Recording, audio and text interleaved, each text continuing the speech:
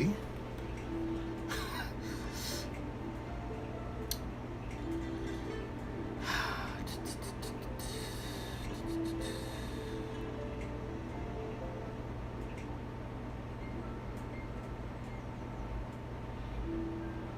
Hey, Shinies Nuna. Oh yes, finally I can see the chat again.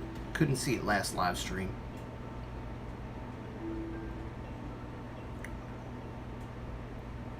Ugh.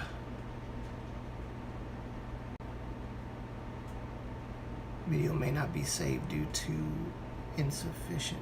What? Okay, I don't know what that's.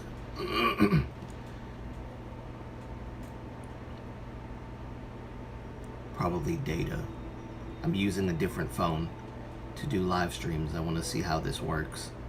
Because I hate using my primary phone. Pretty good, pretty good. Everything's going pretty good. Everything's going pretty good.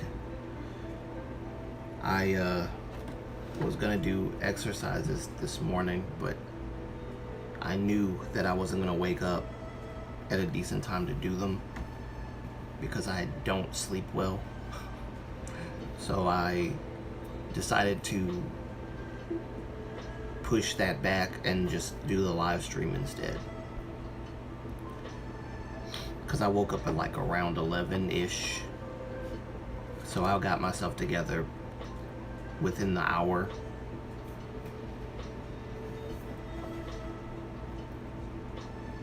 And as advised, I brought my my water this time, so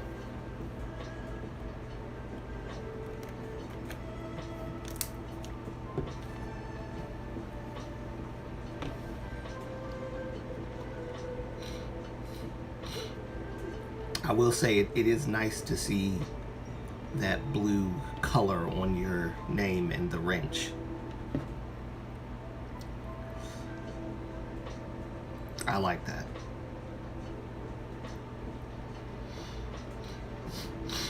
Well, since I'm using my secondary phone, Shiny, let's see, did you watch Key's new MV? I sent you, and how did you like it? Glad to see you remembered that. Blue is my favorite color. Oh, okay, so Shiny's new now. I think you and I have a little more in common than I thought.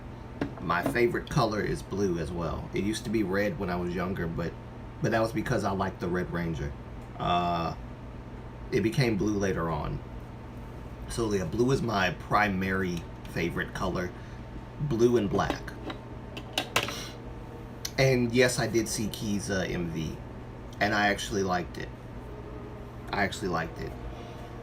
I am, I don't know if you've noticed, Shiny's Nuna. Oh, I see the wrench on here too. Oh, nice. The color doesn't change it's on Prism Live. The color is still the same, but I see the wrench on your name on here, so that's nice. What was I gonna say? I don't know if you noticed that my content has kind of been changing from the serious stuff to like a little bit more K-pop centric, like inside of the artistry of K-pop instead of the industry.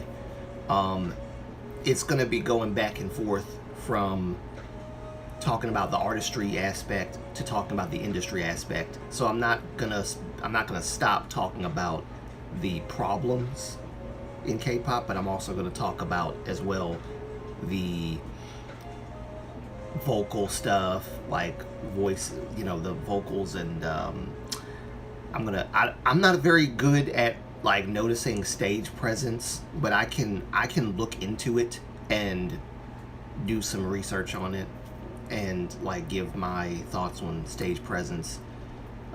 Stage presence in general I can talk about, but the individual idol stage presence, that's going to be a bit of a research thing to do for me.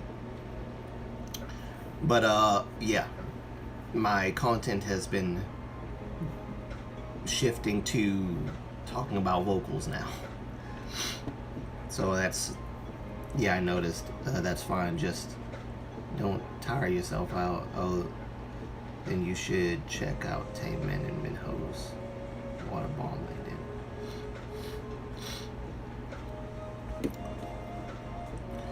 Yeah, I'm not gonna tire myself out. I'm gonna try not to anyway.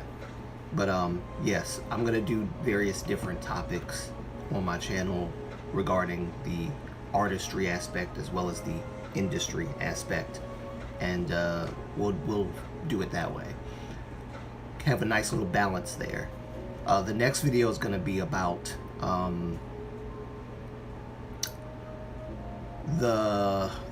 this group that I've never heard of before. The Ensign, the news regarding Ensign and the member Eddie who put out those messages talking about how he's done with his group, his members. He doesn't want to, you know, he doesn't want to do that, the group thing anymore. He doesn't, he feels like they're not a team, they never were, that stuff. Yeah, I'm going to talk about that.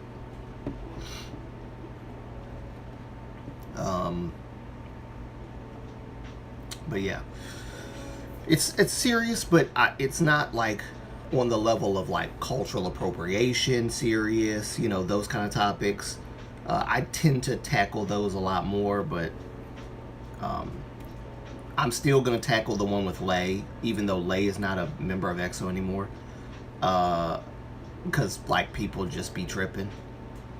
People be tripping about that cultural appropriation stuff.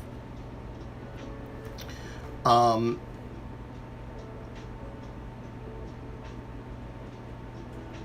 feel like I was gonna say something and I lost my train of thought.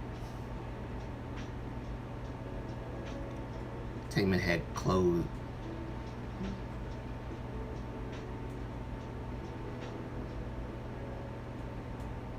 And Taemin had clothes mishap during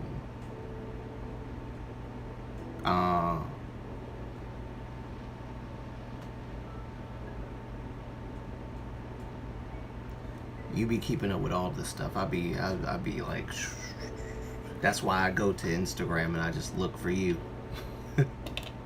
Oh, by the way, I don't know if I said this, but I can actually look at your video, whatever you send me. I can look at it in real time since I'm using my secondary phone to do this live stream.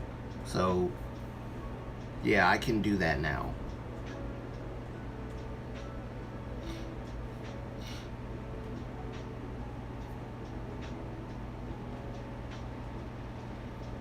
So yeah, that's always nice that I can do that. Yeah, I try to put out a like a community post before, like the day before I go live, so that people can see, hey, I'm gonna go live this day or this day. Hopefully that works out a little bit more than me just randomly showing up on a live stream, so that people will know.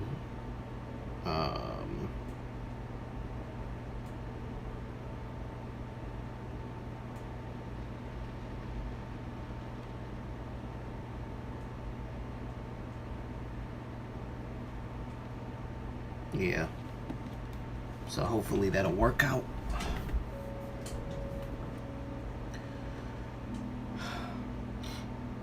Nice to see you,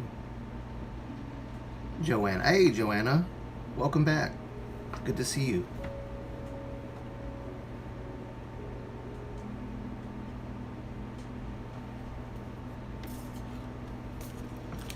Welcome, welcome.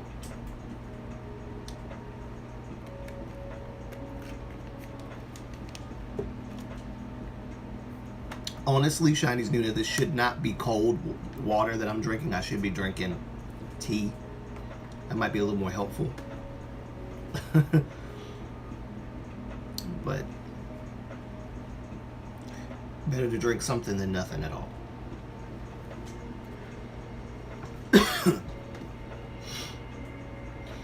I had a topic to talk about today. Oh, yeah, I know what I'm going to talk about. I probably should have put the topic in the actual, like, live stream thing, but I'm not going to be picky about what I named this live stream. All I said was, hi, let's talk K-pop and chill. That's all I said. But within that, we're going to talk about some stuff. And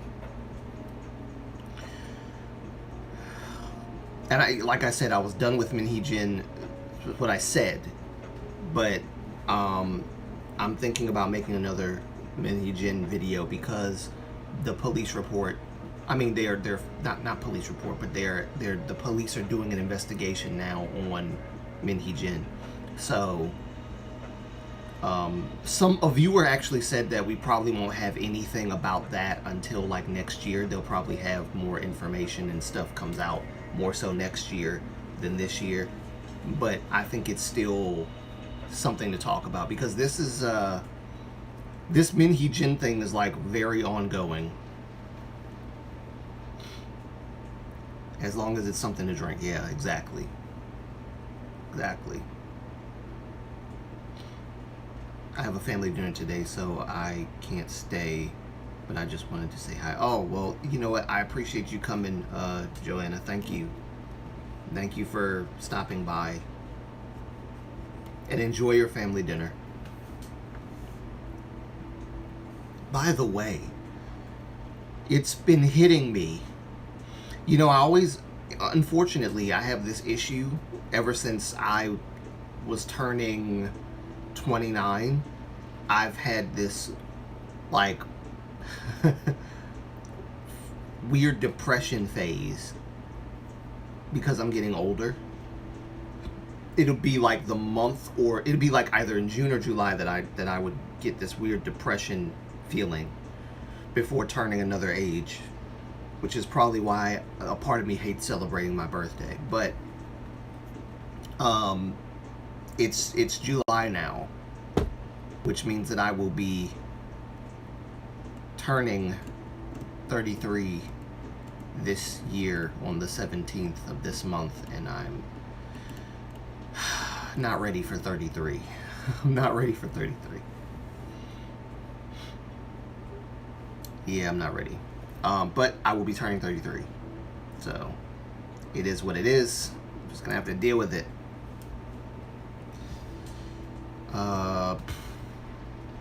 It's the 7th of July already. It's ridiculous.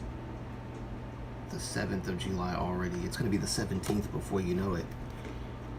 And my second niece is about to be born. And it seems like she's going to be a July baby. So...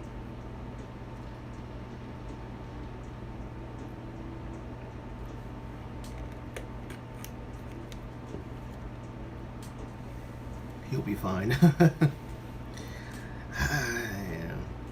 Also, a lot of thoughts about going back to school have been entering in my mind. I'm not sure I really want to do that. But for the sake of getting a degree. I just need the degree so that I can go to whatever country I want. I need the degree for that. And not like just any degree, like maybe a bachelor's degree, not an associate's degree, because a lot of countries don't care, especially me trying to go to South Korea. They don't care about associate's degrees. They care about bachelor's and master's degrees. So I'm thinking about going back to school, which means double debt for me, because I dropped out of the last college I was in. But like I said, to be fair, that college was not the right college for me at all. I thought it was, but it was not the right college for me. That's what life's all about, making mistakes and learning from them and moving on. If it's something you can do online, I'll go that way. Yeah, it's I prefer to do it online. You know, they have campuses for these kinds of colleges in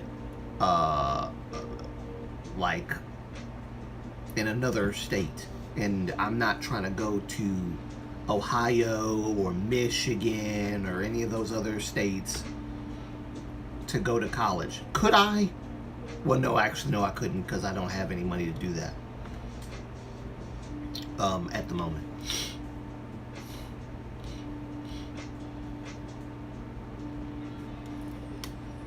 So I'm not going to do that route. I'm going to do the online route. And yeah, so I'm thinking about doing that. Just to, and it's not going to be an art technical school this time because, like I said, that was not the route, and the school that I went to was not the right school. Full Sail was not the right school.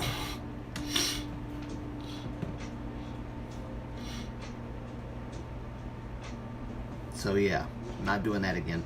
They give you a month to, it's like a month per course, and they cram all this information in within that month. And if you don't get it, you don't get it. You move, like if you fail, but you move on to the next course, and then maybe you'll do another course after that before you get sent back to the course that you failed. And then sometimes you'll just retake the course right then and there. So, what do you want to study? See if you can find a starting point on.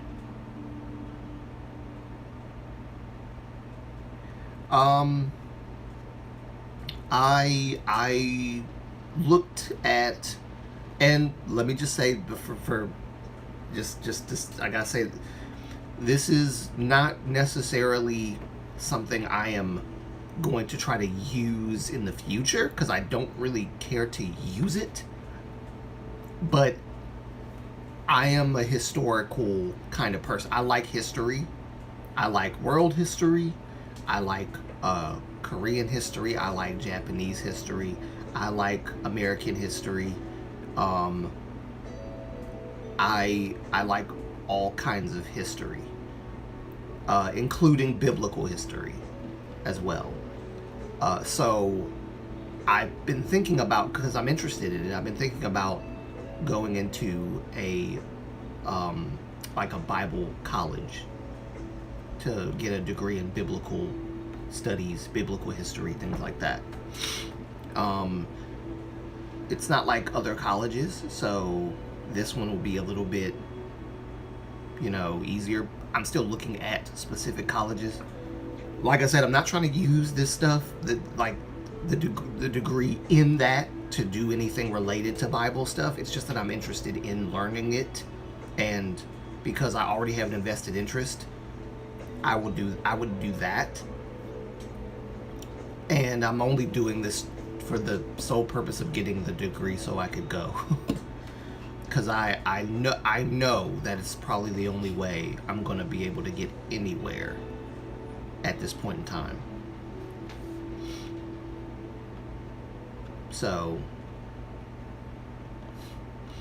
and funny enough, my mom said that you mean you want to study theology? Yes, theology. Biblical theology. Because I'm interested in biblical theology. I've been interested in it for a while. But I never really, I've never really went to an actual school for that. So it'd be nice to actually go to a school for that and, get a degree in that. It's very, it's very simple and easy. And because I'm such a history person, I wouldn't mind doing that.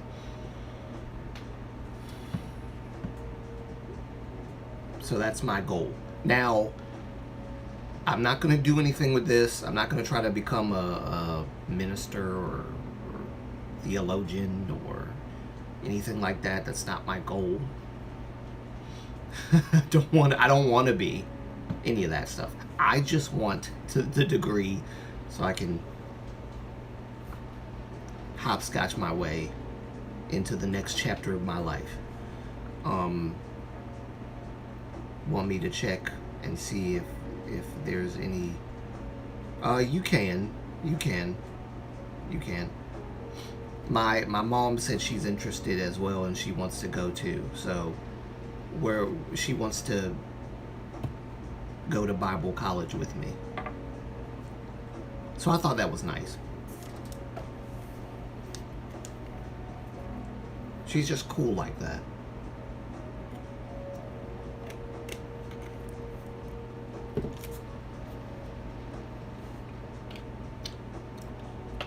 Just give me a little bit of time, guys, and then we'll get into the K-pop stuff. Guys being only like 2 people that are watching, probably me and Chinese Nuna, because I'm watching myself just to see the chat. So, yeah. But anybody who comes in, you are welcome to come in. I know this live is a little late, but anybody who comes in, you're welcome to come in. We're gonna talk K-pop in just a minute, and I'm just having some small talks with you guys first.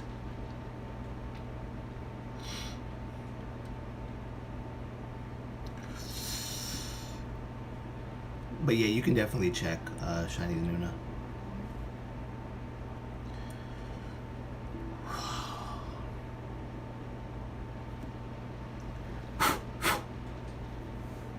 Okay, I had a look by putting in biblical theology, and there's quite a few different ones.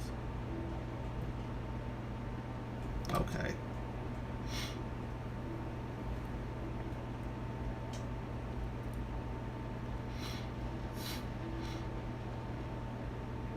I haven't kept up with...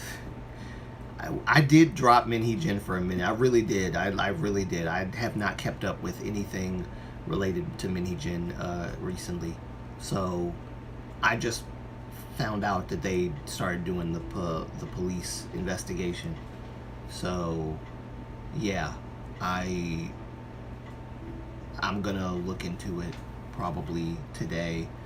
Also, because I've already made the script for my video for this week this week, I'm gonna probably film it this week as well, and then film it today and then edit it throughout the week. It shouldn't take too long. It's not a very long video. There's also biblical history or archaeology as well. Okay.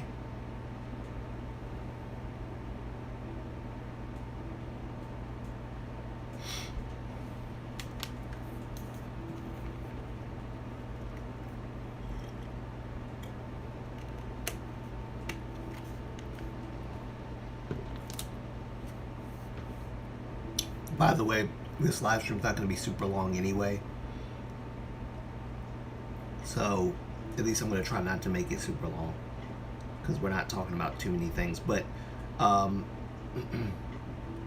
if people come in and we have a conversations, then it'll probably be longer than I intended, which is fine. But if not, then it's not going to be a long live stream, because live streams are only a good length of time when I'm talking to like several people. By the way, thank you to all the new subscribers as well for coming to the channel. I appreciate it.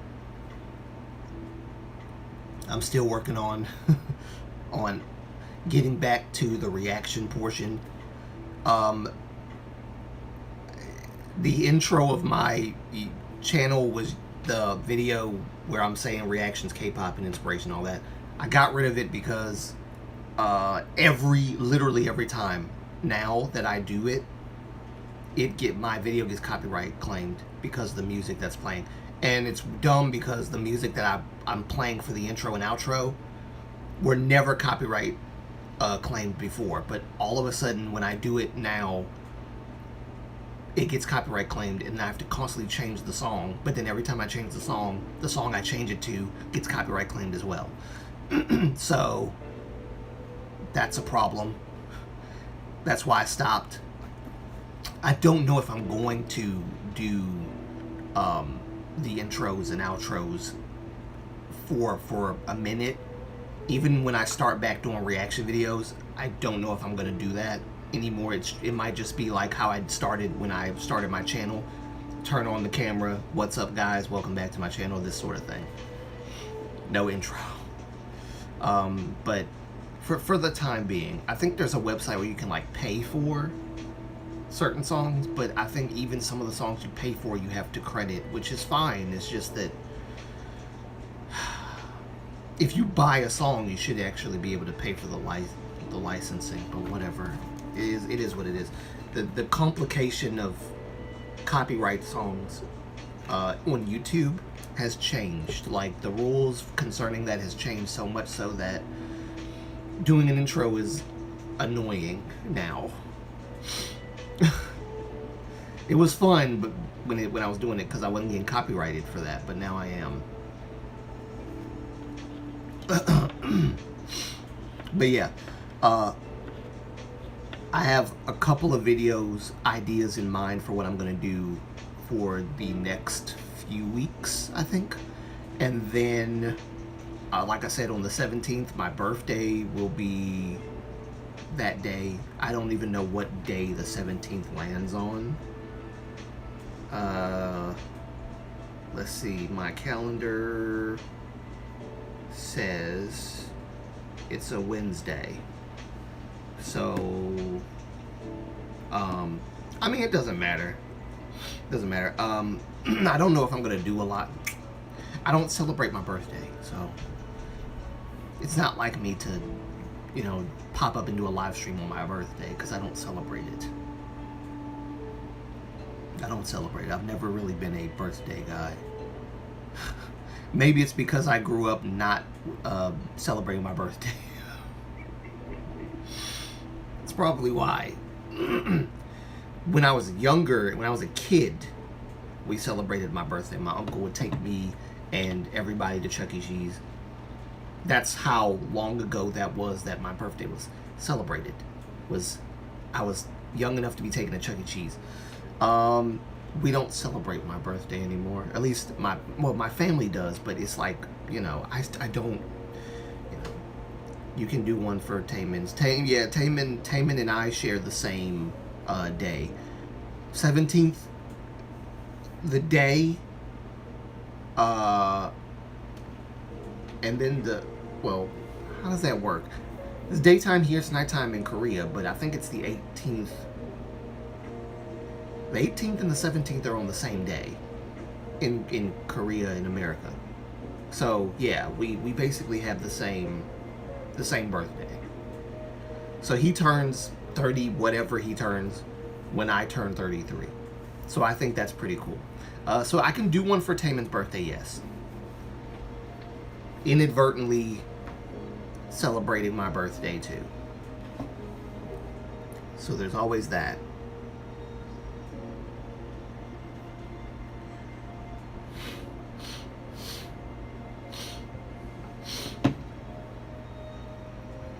So do I. Yes, that's right. You also are a July baby. My second niece is going to be a July baby, which is very awesome. I think that's really cool. Finally, I get to have a second niece that's July. I can't wait to see what she looks like when she's born. Yes, they are. He's okay. So he turns 31. Taman turns 31 when I turn 33. Do you know, I miss 31. I took 31 for granted. I miss it. I miss it. I really do. I miss 28 as well. It's a shame for me. Mine starts as his ends.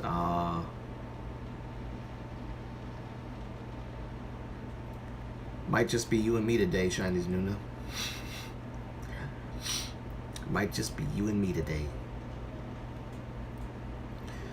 I don't know if you've heard about any of the Minheejin stuff. You might have kind of checked out when I checked out, because there was so much stuff coming out about Minheejin that I was just like, oh my god, will this end? No, and of course it's not going to end. It's not going to end for a while. All this stuff kind of blew up, and news came out daily about Minheejin and Hybe and Adore and all this other stuff. And now you've got B-Lift, filing a lawsuit and all this other stuff. So this is not going to end for a while. And Minheejin's awkward smiles and stares at the camera are not going to end for a while. She's probably trying to get people to you know, her side now, even more so than before when she did the first press conference. But I think she'll end up in jail. I think she will too. I think it'll be more than just her being out of a job. I think she'll just end up in jail because she's like I said before, the court found out that, or at least they recognized that Min Hee-jin was doing very, you know, shady things behind Hybe's back. So they recognized that, and even though they ruled in her favor, they didn't overlook that detail.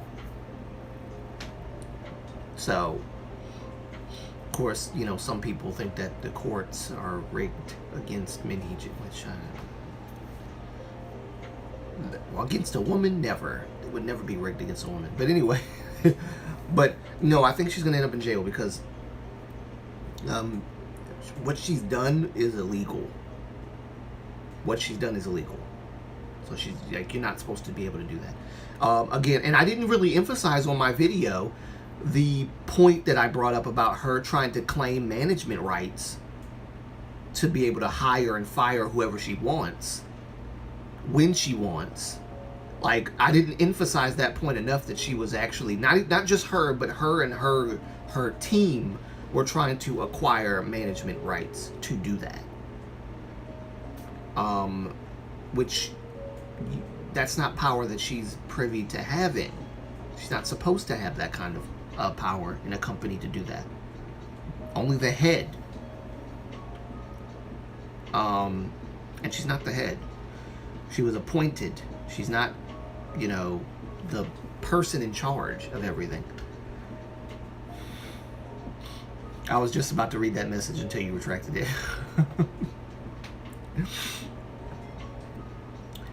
But, yeah, I think she's gonna end up just being arrested. That is, if the police find out what I believe they're gonna find out.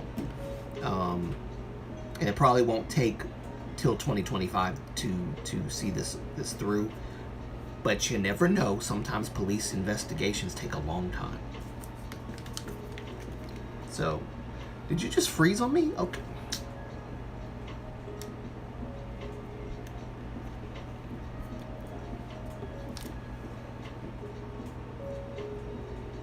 My thing is acting stupid now. It wants to freeze on me. Shiny Nuna says, I was watching clips of Ryan Reynolds take the Mickey out of Hugh Jack.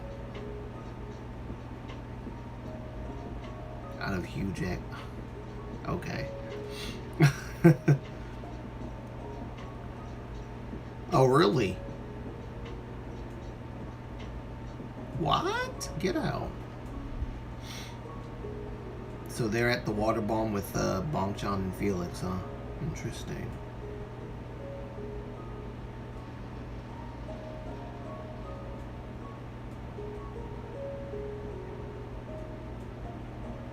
Interesting. I like seeing interactions between celebrities from America, or, well, technically he's from Australia, Hugh Jackman, but I like seeing like Western, there we go, that's what I'm looking for. I like seeing Western celebrities and Asian celebrities like interact. It's really cool. Ryan Reynolds is a Stray Kids fan. See, I think Stray Kids might be the second biggest K-pop group in America right now, like next to BTS.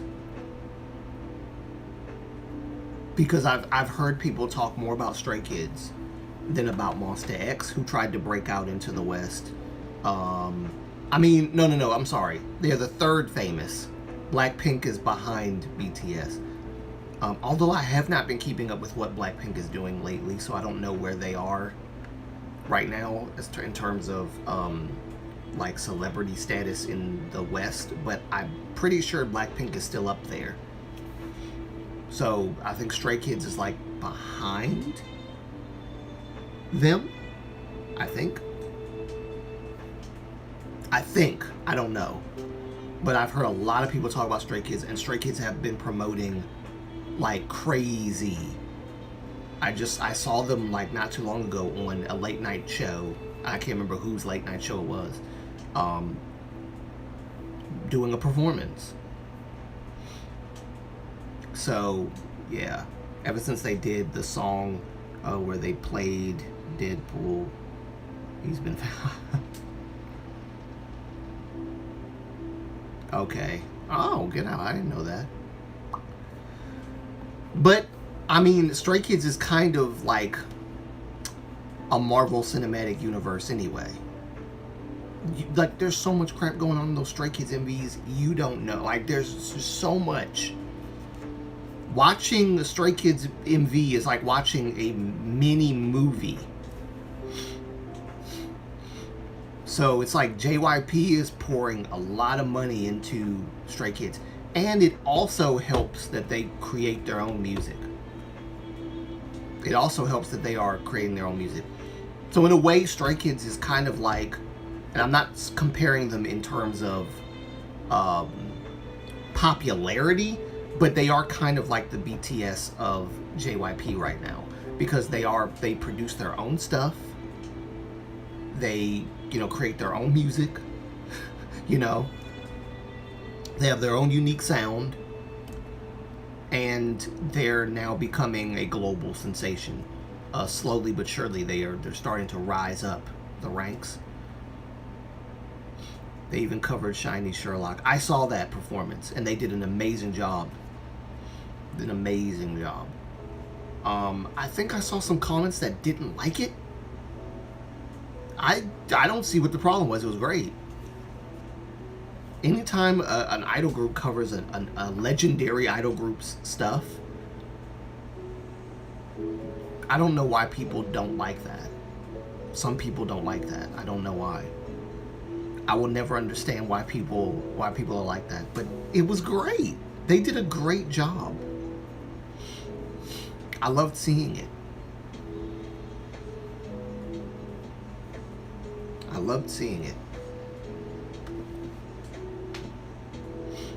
Wavy covered it too. That one I did not see. I didn't see the Wavy one.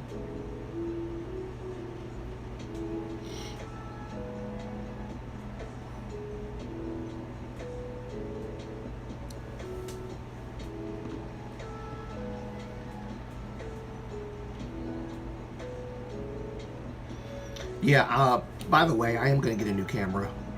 Like, the phone is gonna be connected to the camera, connected to the computer in some way, so that I can like see the comments on my phone or on YouTube, and then have a decent camera that can be like the picture quality of the live stream, because I hate having to use my phone. It doesn't look all that great. But I'm gonna work on improving the channel quality. I really am. I already did a fairly decent job with like getting my videos to 4K quality. So, but that was because I switched over to CapCut. So CapCut is like amazing. So yeah, if anybody wanted to start a YouTube channel, I would say I would prefer CapCut over iMovie. iMovie is like for like when you're starting out, it's good for that. But CapCut is pretty good. There's some people that use like a more complicated software than CapCut, which is probably more complicated, but a lot better. I'm trying to get my words out the way I hear it in my head. I'm trying to say it out loud, but I can't quite put my thoughts to words. It's way better. I've seen a lot of content creators who are like big content creators. I have trouble getting into their music. A friend of mine is a stay, and she always tries to introduce them to me, but they're just not for me. Well, I mean, not everybody's music is for everybody. Not everybody's music. I don't listen to Stray Kids as often as I listen to other groups, like TXT and stuff, because Stray Kids music is an acquired taste, and even when I'm in the mood to listen to a Stray Kids album, I don't know if I've ever listened to a Stray Kids album all the way through, because their music is quite, people get mad when people say noise music or call something noise music, but it is, and it's an acquired taste. ATEEZ's music is, it's like it's noise music, but it's not on the level of Stray Kids.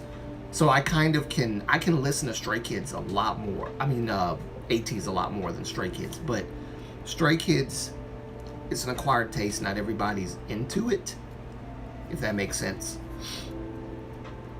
But yeah, not every K-pop idol's music is for everybody.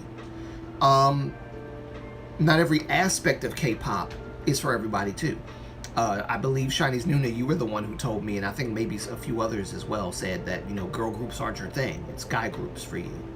Guy groups, I like guy groups a little bit more as well than girl groups, but I still like girl groups. I'm trying to get more into girl groups so that I can see the dynamic between girl groups and guy groups, so that I can actually have enough information to do videos talking about the differences between the charisma, the stage presence, the choreography. Well, choreography is a little bit easier to understand for girls and guys, why it's different. But yeah, same with NCT. Yeah. I agree with you. I agree with you on that, Joanna. Same with NCT.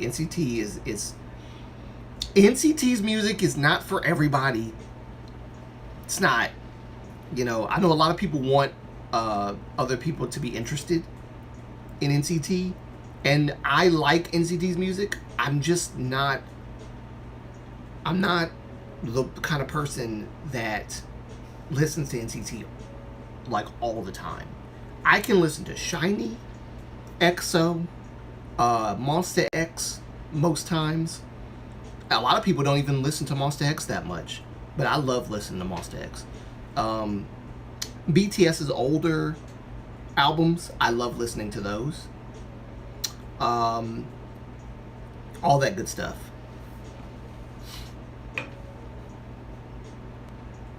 Girls' Generation, I listened to them, but Girls' Generation was very back in the day when girly cutesy stuff was the thing. And so it's I listen to them, but I don't really vibe with a lot of the girly cutesy stuff all that much, but I still listen to Girls' Generation. FX was kind of breaking out of that girly cutesy thing. They were the experiment. They were basically the female SHINee at that time, and I really miss FX. It won't be the same because Sully is no longer with us, but I still miss FX. And like I said, Amber was my girl. That was my girl. Amber was my girl. I don't care that she was Chinese, not Korean. That was my girl.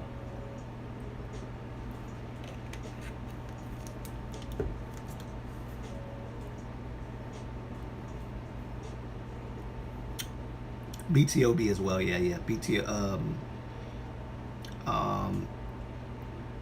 wait. It's I don't like Blackpink, but I do like Rose.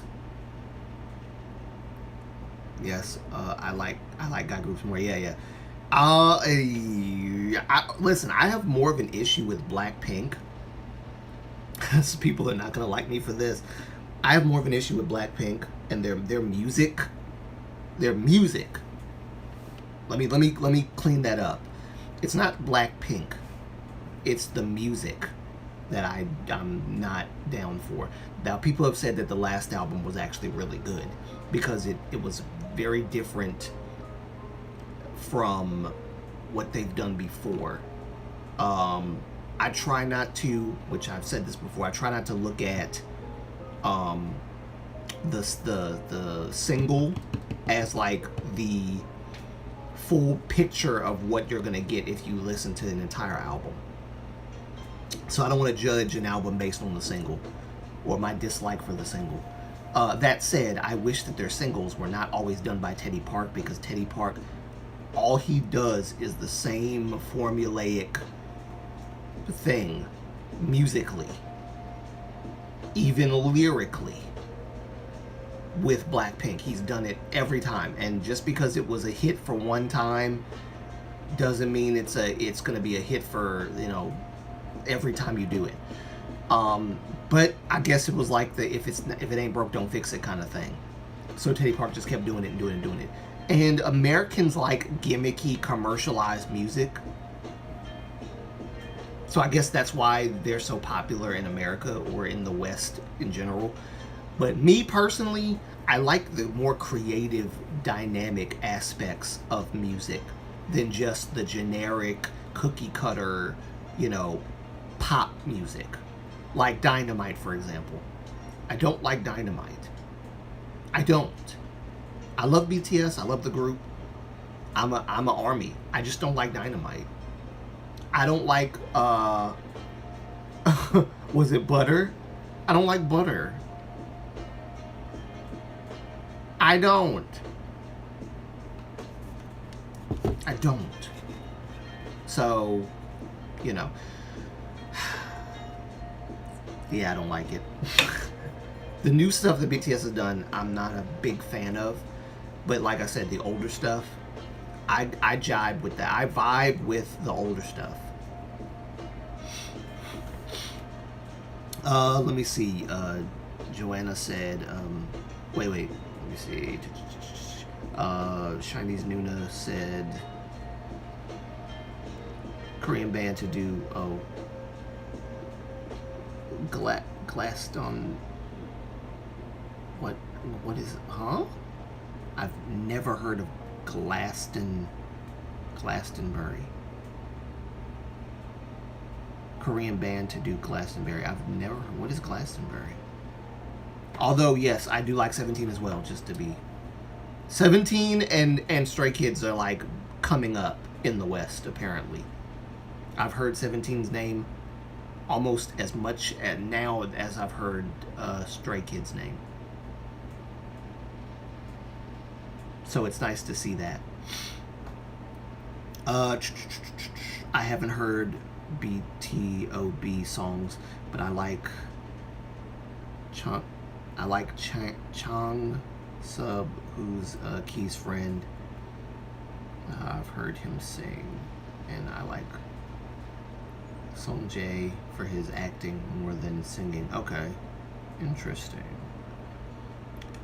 I really like girl groups. My playlist has BTS, TXT, and Hypen, and a few songs of various boy groups. The majority of songs are girl group songs. Okay, cool. You're already into that girl group space, Joanne. I gotta get there. I gotta get into it. Doing reaction videos actually helped me get into girl groups more. And other groups too that I otherwise didn't know. Why am I freezing on my camera? That sucks. Don't freeze. It must be this phone. I think it's this phone, y'all.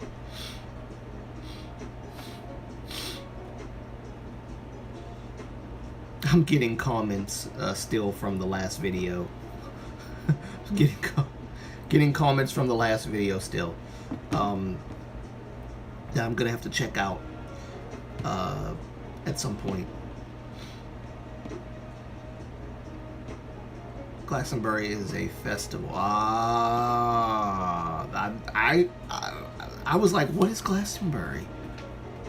It sounds European. I just didn't know what it was. I like Dynamite for what it was. A fun song to brighten up the mood. You know what?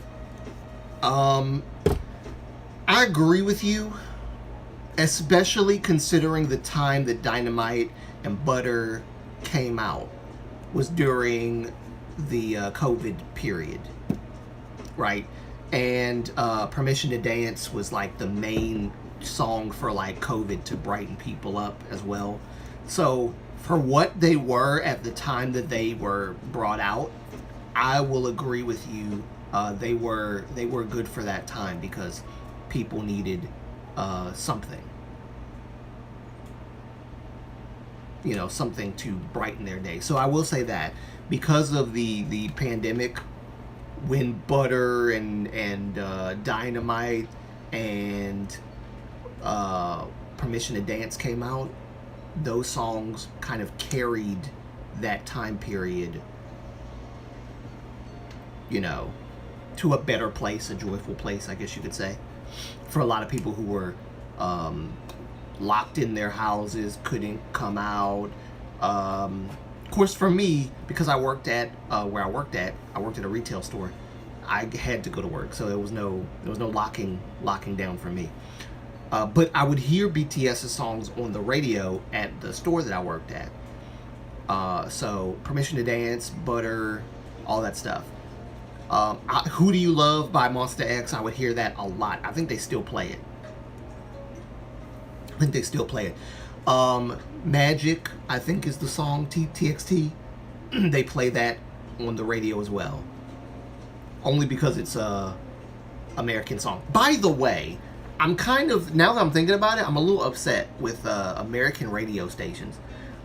Ever since Key came out with his very first album, he has always had at least one American song, like one English song on every album.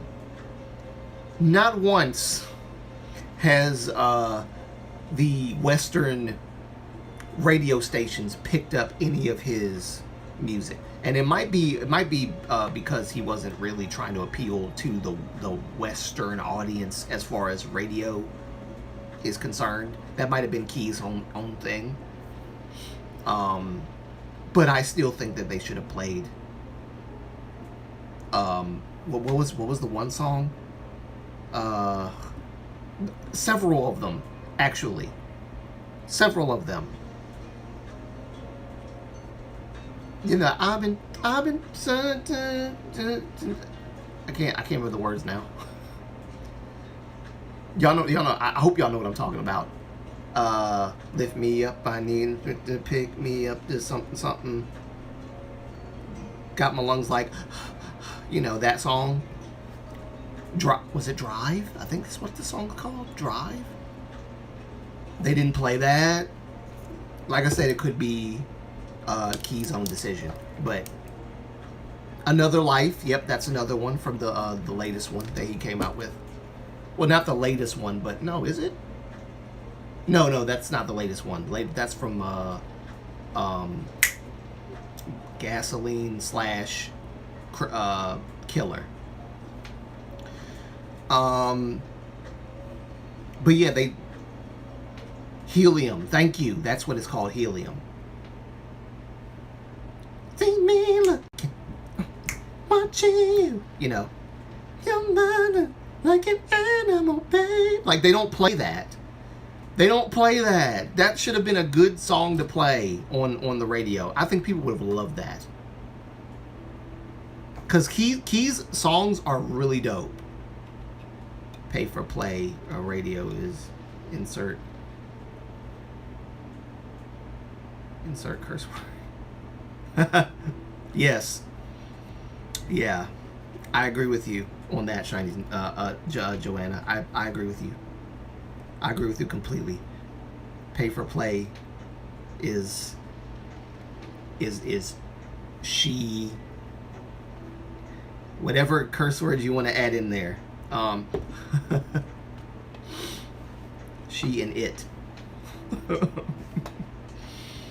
It sucks. I really think they should just put Key's music on the radio, like, because his English music is really good,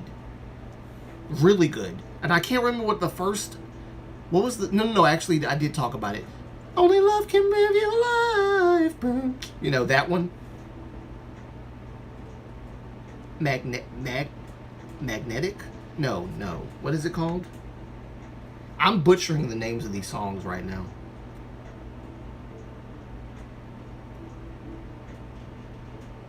I can't remember the name of the song. I can't, but y'all know what I'm talking about.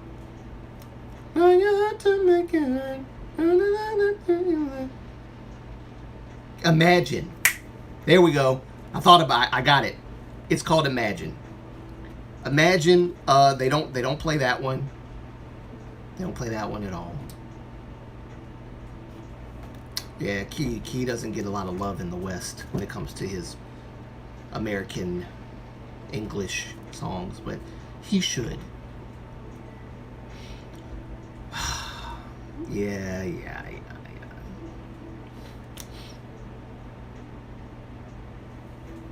But yeah, maybe I will do a live stream on Wednesday, on the 17th, and like do a happy birthday Taman stream or something.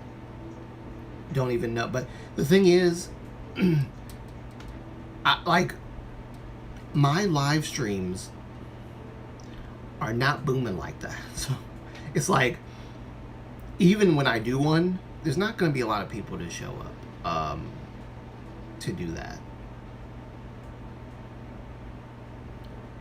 You know, as the channel grows, I'm hoping that it'll, more people will come. And maybe it's like a time thing. Maybe there's the people that are in different countries that it's nighttime when it's daytime here, and so it's like difficult to come and things like that. So I want to see if I can figure out what would be the right time to do live streams, because it's going to be really difficult to do live streams at night because everybody's asleep here. I could. I'm not saying that I don't want to. I could. I don't really get much. I don't sleep well anyway. So night streams would be great.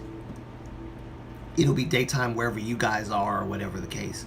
My throat, y'all. My throat.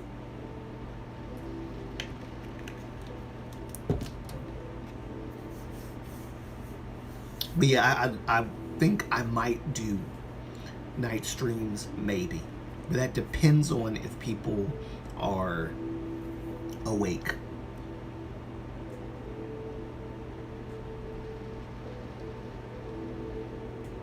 Get you dancing and bopping along. Yes, exactly. Europeans, it's great timing. This timing? Well, the majority of my viewers are pretty much from Europe, I think. So, Gina's from Europe. Chinese Nuna, you're from Europe. Joanna, you're from Europe. Like everybody, most of y'all are from Europe. There's not a lot of American streamers. There's some people I think that are from the Middle East as well. Right, Ninguk. She shows up from time to time.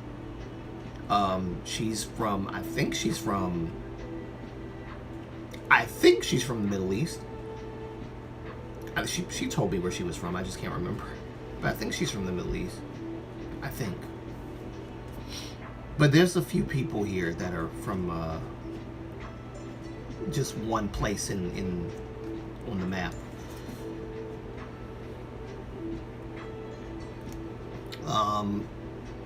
Every now and then I'll get the occasional visit from Ho Shining or Shojimi. Every now and then will come in and they'll say hi or whatever. I haven't talked to them in a minute, so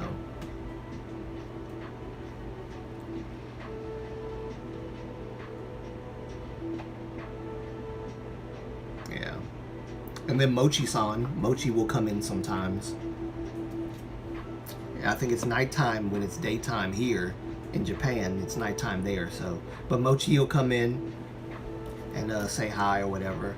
And I really enjoy seeing them here as well. But yeah, eventually I do want my live streams to get to a good place. Like Dohi, when he was doing, YouTube and stuff, his channel basically thrived off of live streams. Um, but I think it was because well, first of all, he had a huge following. And Dohi is friends with Jin and Hattie. And Jin has been Dohi's friend for a long time. So when I actually found Dohi's channel through Jin and Hattie's channel. I did not know that Dohi had a channel. And at the time, I've shared this with you guys before, but at the time it was called Little and Big, and then because Jin was a part of the channel, then Jin left the channel and it was Lil King channel, and then he started doing stuff on his own. He did a lot of live streams, of which I was a moderator in his channel for a time, and there would be so many people coming in, so many people coming into his live streams, and I was just like, wow, this is crazy. He would be playing games, and he's funny. He would kind of, I think, take parts of the live streams and chop them up into like a mini video, which I thought was brilliant. I would do that for my live streams, but my live streams are not that interesting because I'm just talking about K-pop. I'm not doing anything. Except we're just talking K-pop. But I would love to start playing games and stuff on my live streams. Which, by the way, guys, I do need to say this. The desk that you see behind me, right there, I am going to probably move, or should I say relocate, everything to that desk. The reason being is because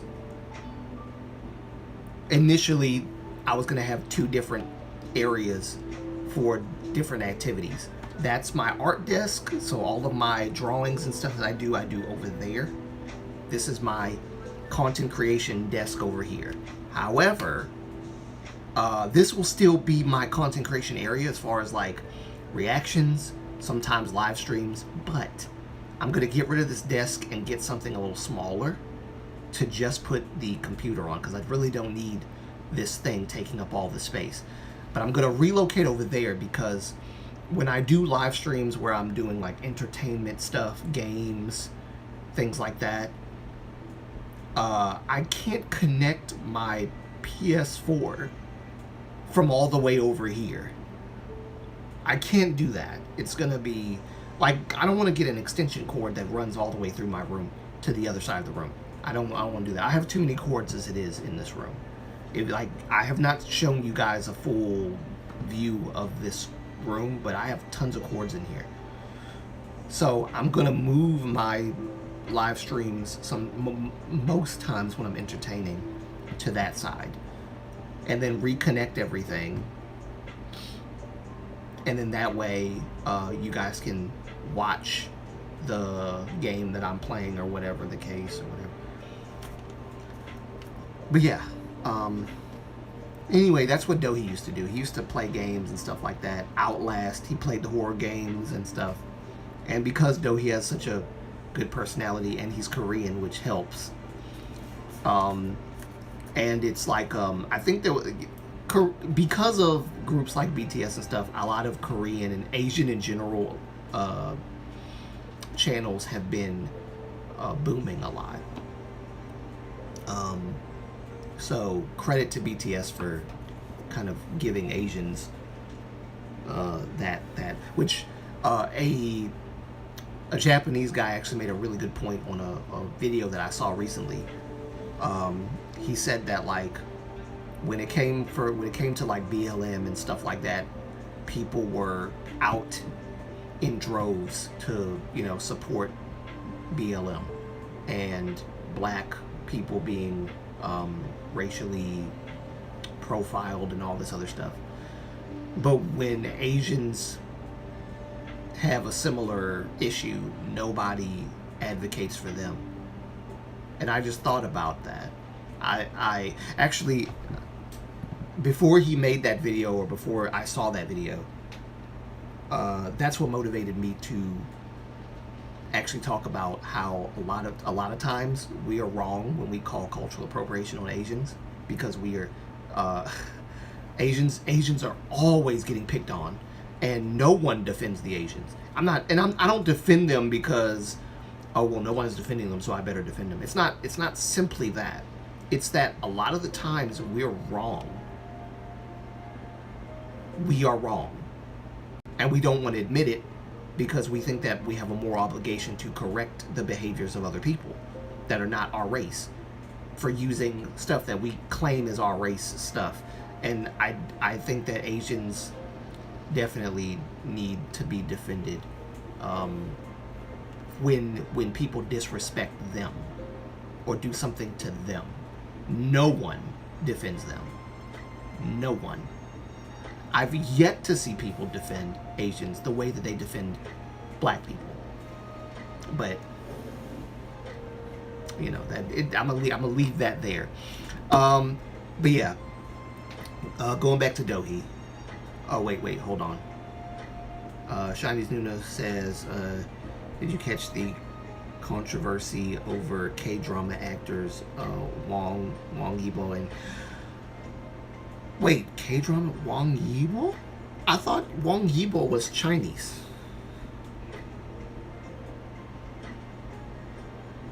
I don't know exactly what the controversy is behind Yibo, actually. But I know who Wang Yibo is. And Zhao, I cannot say Chinese names, I am sorry. Zhan? Xiao Zhan, I think is how you say that. Xiao Zhan. But yeah, Wang Yibo, I know who Wang Yibo is because I've seen him on Street Dance of China. Because he's a dancer. The guy's a dancer. He's an actor. But I know him from the dancing show. One of them is both of these names sound Chinese to me, though. I thought both of them were Chinese. Wang Yibo and Zhao is definitely Chinese, right? One of them is Chinese. But no, I don't know what the controversy is behind Wang Yibo and Zhao. So, did you react to Treasure's new song, King Kong? Ah, no, I haven't.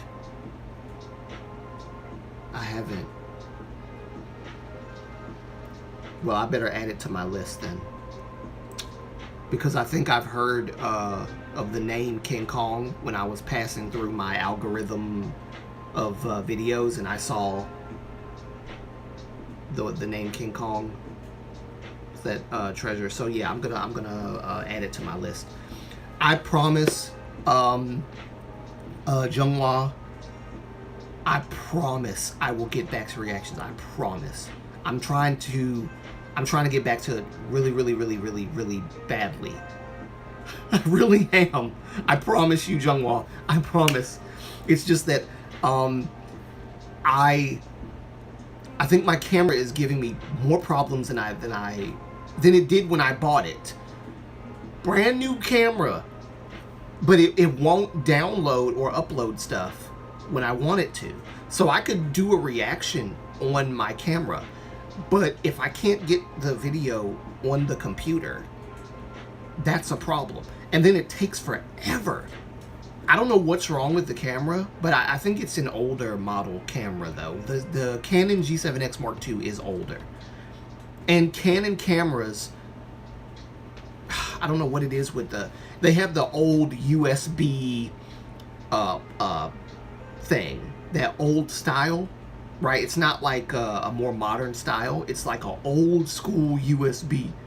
So those things suck when I try to connect it and upload the videos to my computer. I hate them.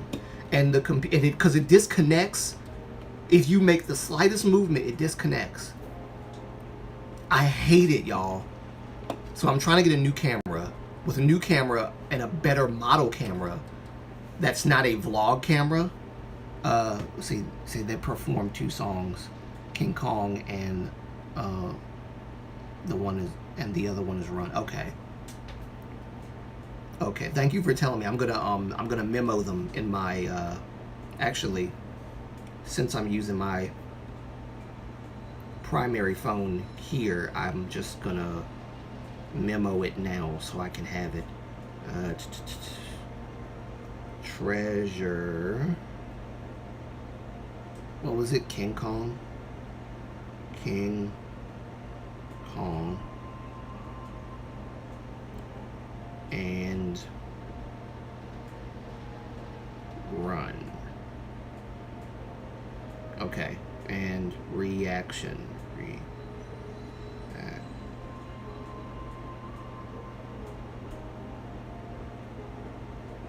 Okay.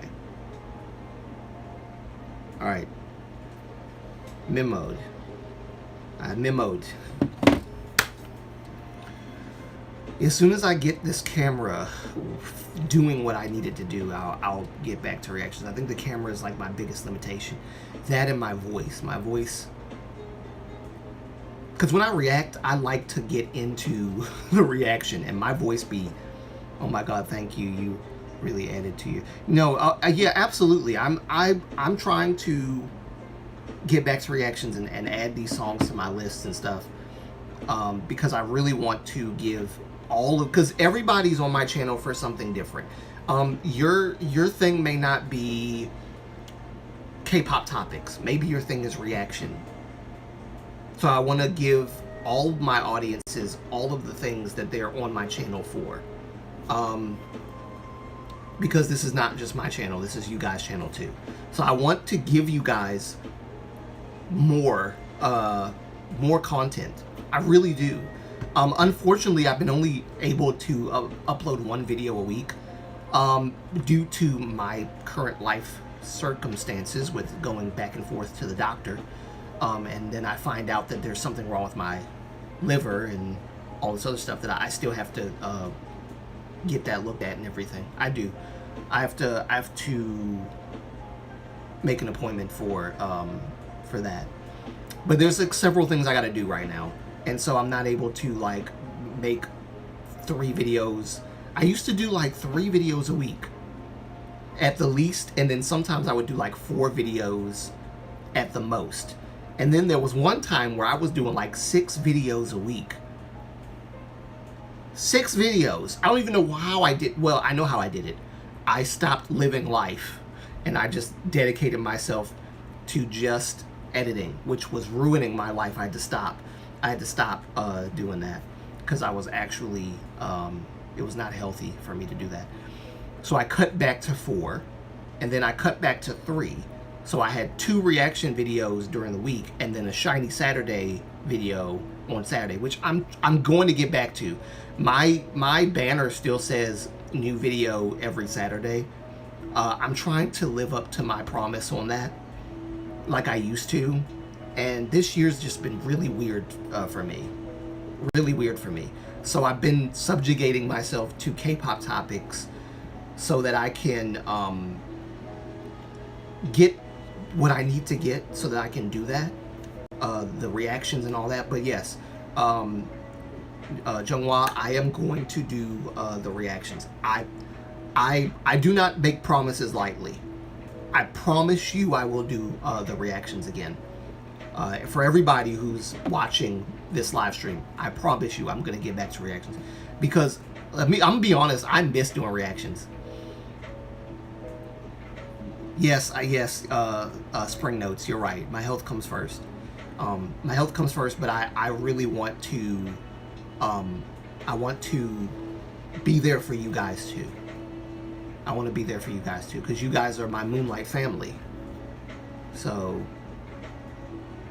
you know, you guys mean a lot to me. This channel would not be where it is with 892 subscribers without you guys. And I'm just glad that my K-pop topics are doing honestly better than the reaction videos. Sometimes a reaction video, depending on what group it is, depending on what song it is, would not get a lot of views. But the K-pop topics seem to be getting way more views for some odd reason. I think K-tuming is just way more, I think, profitable. Now I'm starting to sound like Dohee. Starting to sound like Dohee now. Way more profitable. But yes, I want to give all kinds of content to all kinds of people. So what I think I'm going to end up doing, guys, this is my plan to get back to reactions. Reactions is going to be every other week, probably. It's not going to be every week. Shiny Saturday is probably not going to be every week either. It's going to be the week that I do reactions, I'm going to do Shiny Saturday, because Shiny Saturday is a reactionary day. To create a topic on a specific Shiny member will take much longer. I'm not saying I don't want to do that. I actually do. But that's going to take a longer time. So I'm trying to... don't pressure yourself. We can wait.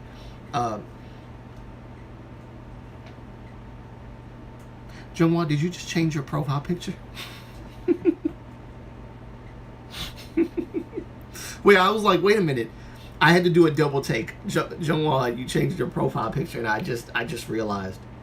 Yeah, I'm not gonna pressure myself, but I love you guys, okay? And I want to give you guys also, you know, I want to give you guys the content that you are here for. I don't want to, you know, I don't want to BS you guys or make you guys feel like I'm neglecting like a big chunk of my viewers that want a specific thing. But that's the pressure that comes with being a YouTuber that dabbles in stuff like this. Is like, it's hard. It's hard to balance, but I'm going to find a way to balance it for you guys. Now, if I go to school, it's probably going to be a little harder. If I'm being honest, it's probably going to be a little harder. I think the easiest thing that I'll be able to do is probably reaction videos and maybe just report on K news. Nope, not so much K-pop topics, because it's going to be way harder for me. But I'm going to figure out how to do this if I go to school. Again, I'm going to figure out how to do this. I promise you, I'm not going to abandon my community. But yeah, I think every other stream is going to be a reaction stream. Yeah, yeah, that's a good idea, reaction stream. So, okay, I want to do a reaction stream. But there's a few complications with reaction streaming as opposed to reaction videos. Reaction streaming. Okay, anyway, I don't know why the music stopped. Reaction streaming, sometimes YouTube will pick up on the music and then copyright claim the video, or well, the live stream rather. And sometimes the live stream will like be cut off by YouTube, depending on the music. So like people won't really be able to enjoy the reaction streaming as much as they would like to. And I think reaction streaming would be a great idea. I heard that the copyright can be an issue. Yes. I've seen it because like I said, Dohee used to do reaction streaming too. And there were times when his reaction streaming would get cut off. Just Reacts, which is another Korean reaction channel, I think they know how to do it. I don't know exactly what they have. There's a way that you can maneuver around that and do like play songs without YouTube getting rid of your live stream. The problem with all of it is that no matter what happens, my live stream will not be monetized, which is why YouTubers, when they ask for donations and stuff like that, they will choose like a secondary form of donation of super chat and stuff. It's not going to be like Africa TV for a lot of the Koreans. They like Africa TV, which is what keeps the money coming in while they can actually keep doing what they're doing as a profession. So 4 max 5 songs per stream. So it's not like the whole live stream is like songs. It's like just the five songs. Yeah. That, see, a lot of live streamers that do that, they will go the whole stream. Like God Dongmin, for example. God Dongmin, he does he can do an entire live stream full of just reactions. Is it really the time for live stream because it's already one here in country because I'm from the Philippines? See, I was actually talking about this, Jungwa, before you came in, that I have a lot of viewers from different parts of the world, more so than in America. So the timing of the live stream, I'm trying to work on what would be the best time to stream live for you guys. For my European viewers, they said that this time is actually good. But for people that live in the Philippines, maybe in the Middle East, it's a bit harder this time. So let me know. In fact, what I'll probably do is put up a poll. I'm sorry, I'm actually late. Oh, got you. But either way, Jungwa, let me know what time do you think would be a good time, because I want as many people's input as to the time of my live streams. I want as many people's input as possible, because I don't want to miss a whole chunk of viewers that could be here, but that miss my live streams all the time. So I want to be able to know what would be a good time for everyone, and then decide on that time. So what I might do is I'll ask you guys in the live stream, and then I'll put up a poll on the community. My second poll that I've ever done. What would be a good time for live streams? I think I've thought about doing a poll, but I didn't have a lot of viewers that came to my live stream, so I didn't bother with it. But I'm seeing a lot of newer faces, so I think this would be a good time to do it. When more people come, I will also ask them what is a good time, so that I can make sure that the time is, right to do live streams for you guys, because I want you guys to be here with me. I want you guys to be here with me. Like I said, I was going to start this live stream at 11, but I woke up late, so I had to get myself together quick. So I used the hour, the 11 o'clock hour, to do that. But, yes.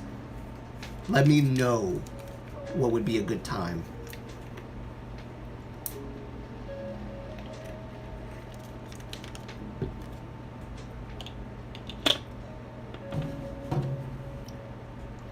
But yeah, I'm trying to get everything just right for you guys. Yes, I know my health comes first. I know I gotta take care of myself, and I have been, but I really want to give you guys the content that you guys are here for. Some people don't care much for the K-pop topics, don't care much for me calling out things that I see that are wrong within the society of like the K-pop world and the Western world and all that stuff. And then some people like that stuff but don't care for the reactions. Some people like the reactions but don't care for the K-pop topic stuff. So I'm trying to give everything to everyone in the community that I have here with you guys. I'm sorry. Are you still sick right now? You better take some rest, or we'll take a hiatus for weeks. or months. Joke. Yeah, no, I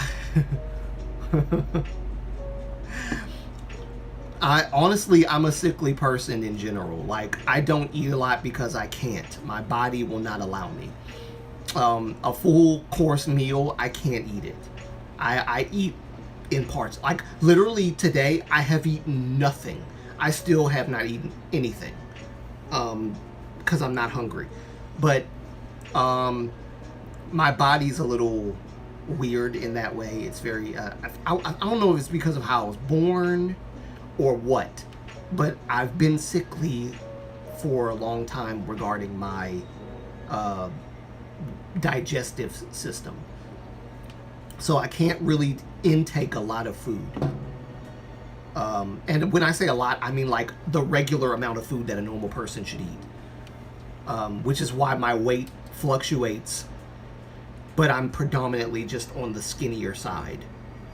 So I don't gain weight astronomically, you know. I exercise.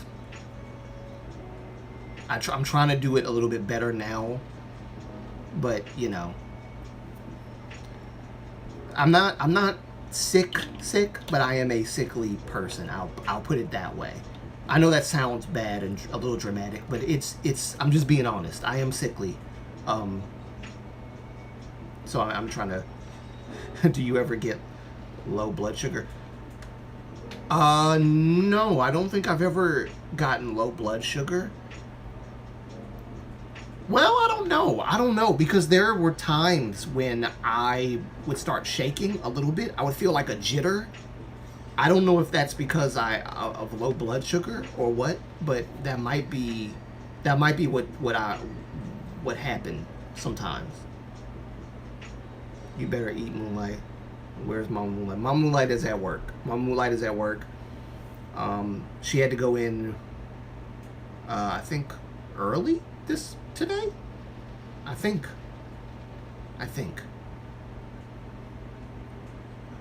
Yeah, I think she went in early today, so she'll be off early.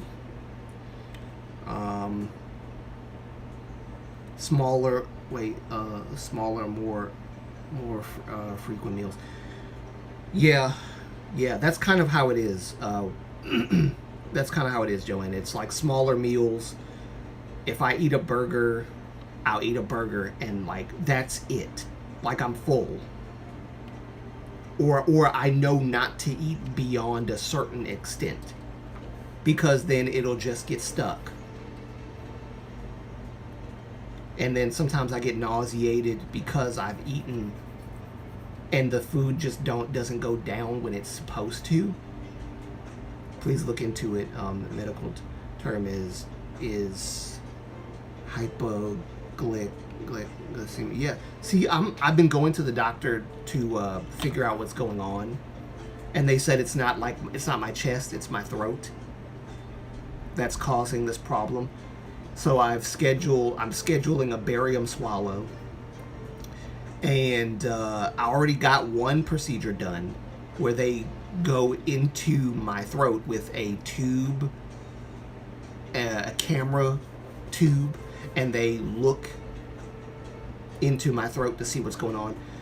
They said they didn't see anything abnormal, except that I have a what they call a hiatal hernia, which is, if I'm not mistaken, it's when the throat swells up and it gets, but it's not an uncommon thing, but it's not something that can really be fixed either.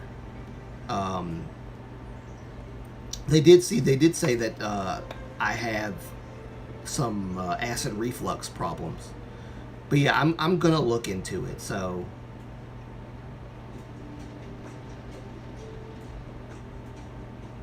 a lot of K-pop idols are collectors. I think so. I just realized you have some collections on your back. Hyunsuk, leader of... Yes, a lot of people have been telling me that Hyunsuk is a collector. And yes, I do have a lot of collections in back. And recently I've put my Marvel collection on my desk. So all of my Marvel collection is right there. That is the collection that has always been on the side of me in this DTOF. And I put it there, and put all my Dragon Ball Z figures over here on my DTOF. So that's why you can't see those anymore. Ooh, there we go.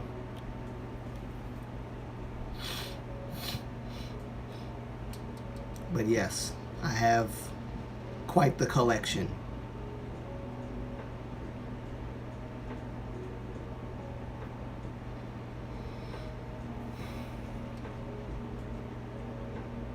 J-Hope is a collector as well. I think J-Hope is. I think RM has a few collectors things as well. Yeah, a lot of K-pop idols are collectors. That's very true.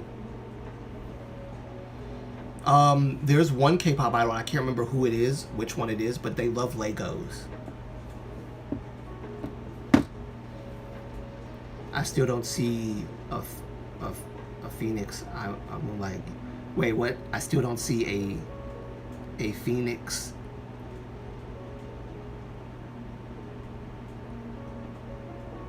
Oh, thank you, Spring Note. Thank you.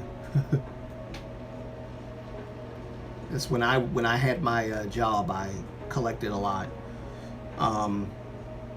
There's a story behind it, though. It's not just that I collected stuff.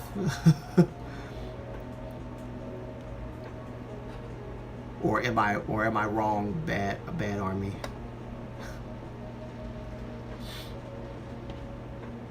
RM is also into photography. Yes, he's into photography, and apparently Kai collects Legos. Okay. Yeah, RM's into photography, and apparently he's also into playing the saxophone. Because I really enjoyed seeing Jin's comeback with him playing the saxophone. Or I was like, RM, only you, RM, would do that. Only you, RM, only you. Only you would come out there with a saxophone. What about Elisa's new song, A Rock Star? Did you listen to it? I have not. I want to do a reaction and like listen to it with you guys.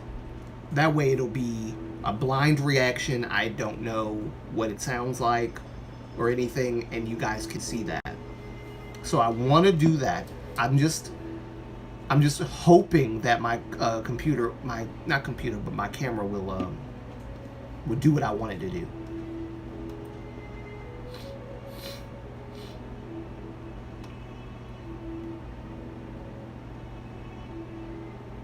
Hobby is more of a photography guy, I think. Oh, Hobie is more photography guy, I think. Okay. Yeah, I got this whole collection stuff going on because I was in a really bad mental state at one point. So I started collecting to make my room look a little bit more lively. And that's why I did it. For my mental health. Because I really do struggle a lot with mental health issues. I don't say that to like broadcast it to the world or try to like get people to be oh Moonlight, oh no, oh God, like are you okay? I don't do it for that. I don't say this stuff so that people can do that. I'm only saying this because that's the reason why I collected is because of that, and I do struggle with that. A lot of people do, but it got to the point where I needed something in my room to fill the empty spaces of my room, because when I would come home from work, I would just look at nothing, and I needed something that I could connect with and resonate with, and something that I enjoyed to fill the spaces of my room. So I bought Dragon Ball Z figures first. Then I started collecting. Well, actually, no, that's not true. I think I started collecting Hot Toys figures first, and then I collected Dragon Ball Z figures. And I really enjoy my collection. When I come in my room, I'm really happy to see all of this in my room. So it does help me, mentally, to have all this stuff here. I'm blessed that I was able to collect what I did. I have a huge BTS collection. I don't have any self-control. Yeah, I mean, I kind of feel like I'm the same way with my collection. I think I might have bought one Dragon Ball Z figure too many, to the point where I have nowhere to put them half the time. No self-control, but yeah. Not having a job for a while will teach you self-control. It's definitely taught me self-control. And contentment. I'm content. I have comics and Doctor Who mugs and Sonics.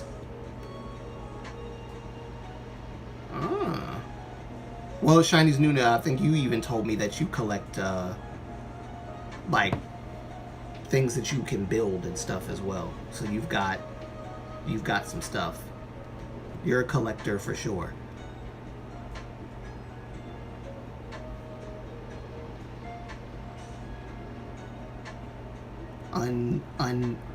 Understandable. It's therapeutic. Yeah, it is. There was a time though where I thought that I was creating a prison for myself with all of this stuff, and that I won't be able to break free from my prison. I thought that I was putting too much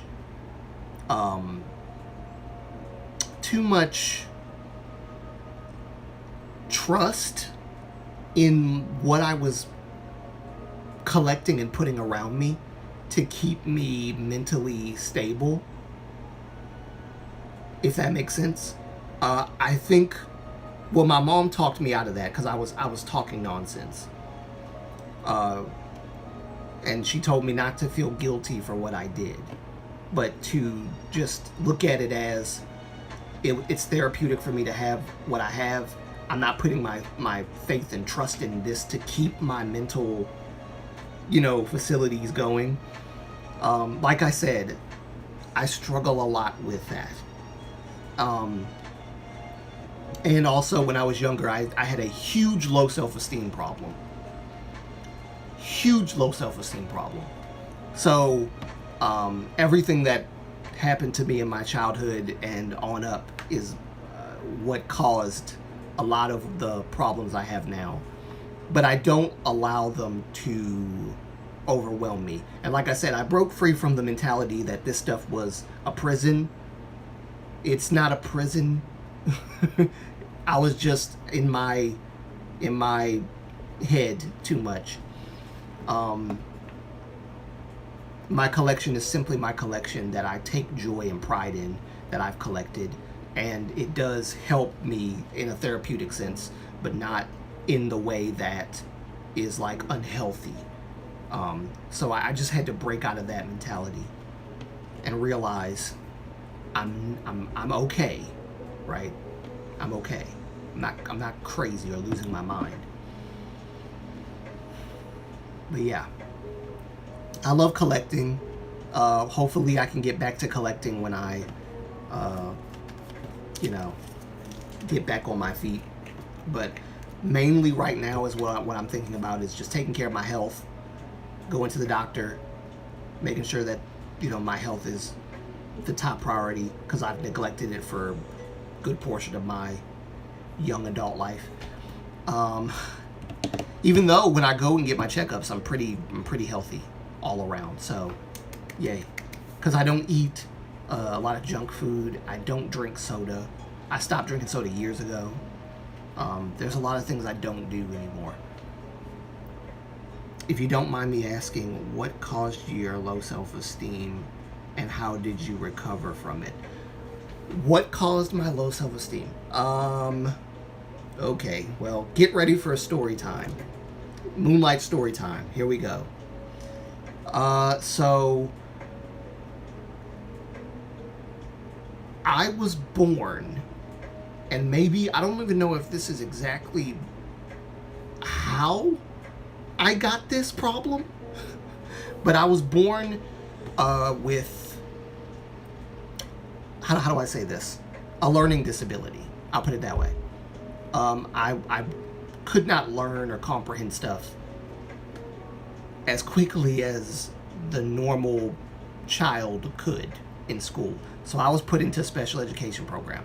Now before that, and I told a lot of you guys who might have been here. Well, maybe no, not all of you guys were here, but the last live stream I mentioned that my first grade teacher in Baltimore was very cruel to me and said very, very harsh things and verbally abused me, basically. To the point where I believed everything she said because my report card showed that I was not learning. The truth is that she was a terrible teacher, and yeah, that's what really happened. But she emotionally scarred me. So all it did was add on to the learning disability that I already had, except it made it much worse.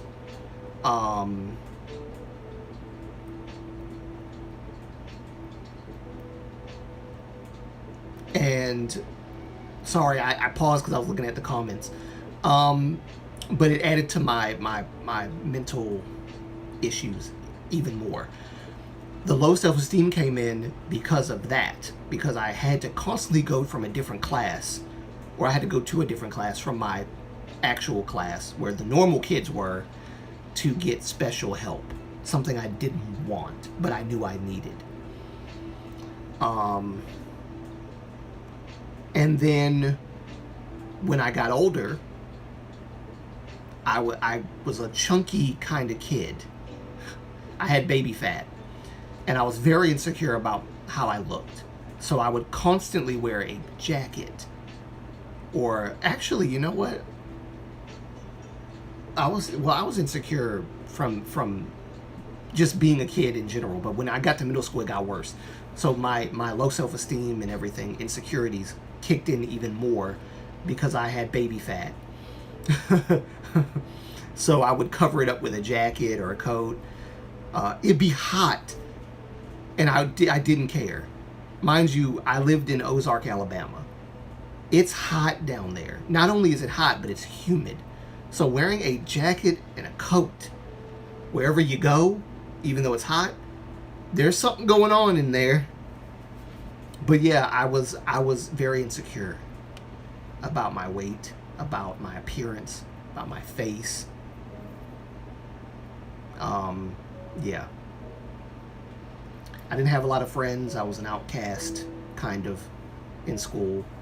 I was one of the geeky kids that loved Dragon Ball Z because I found comfort in anime and manga and games.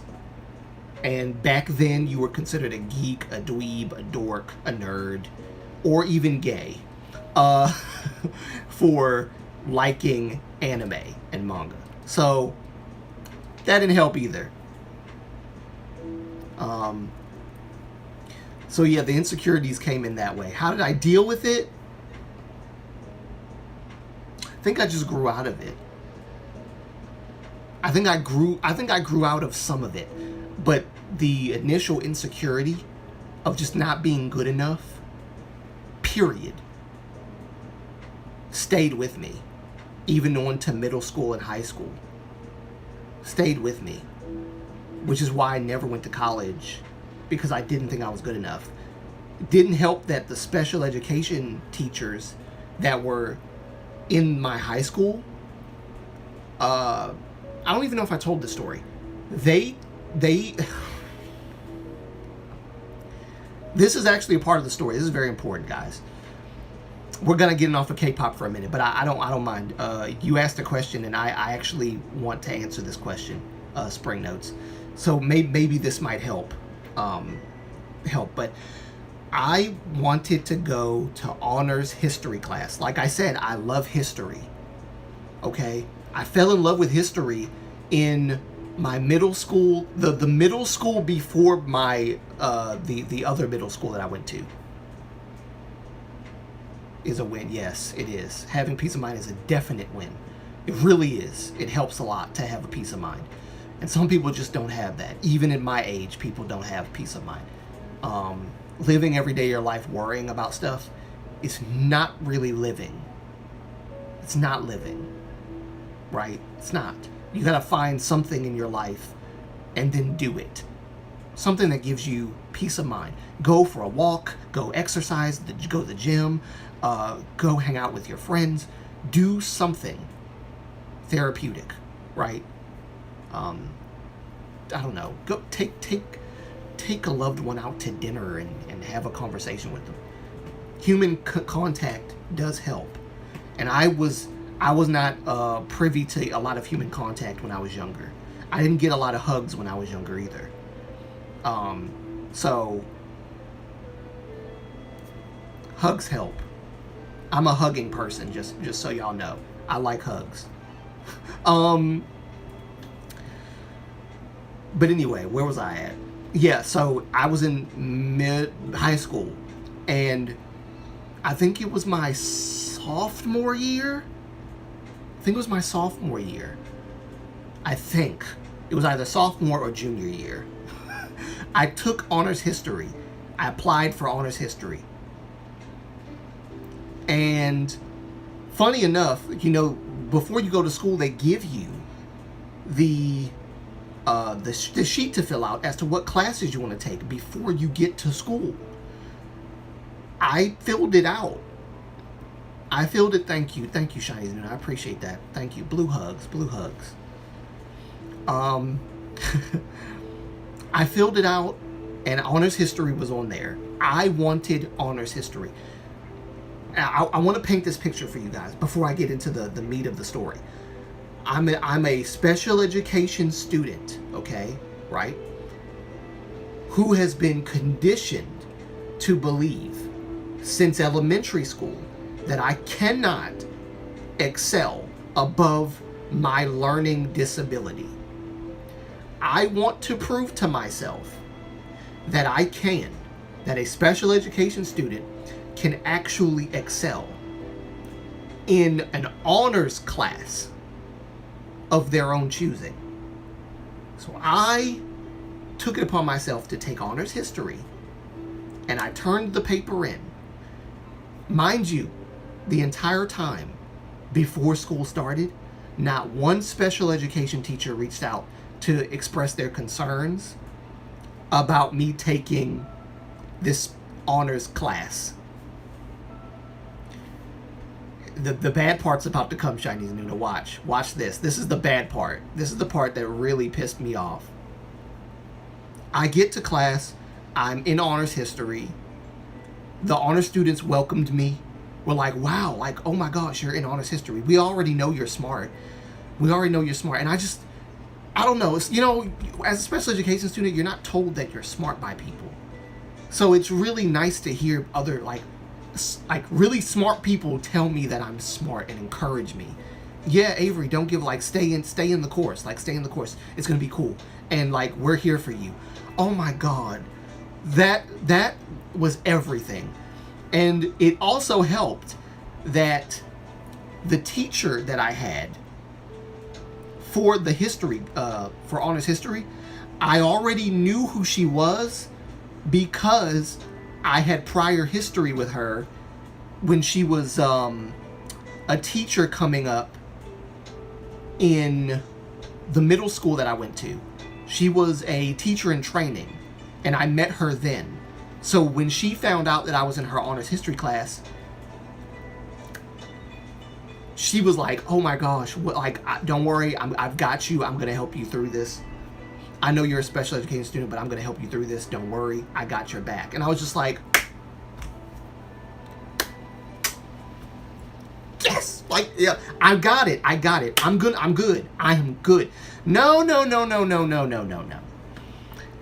Unfortunately, the story doesn't end happily. The story doesn't end happily.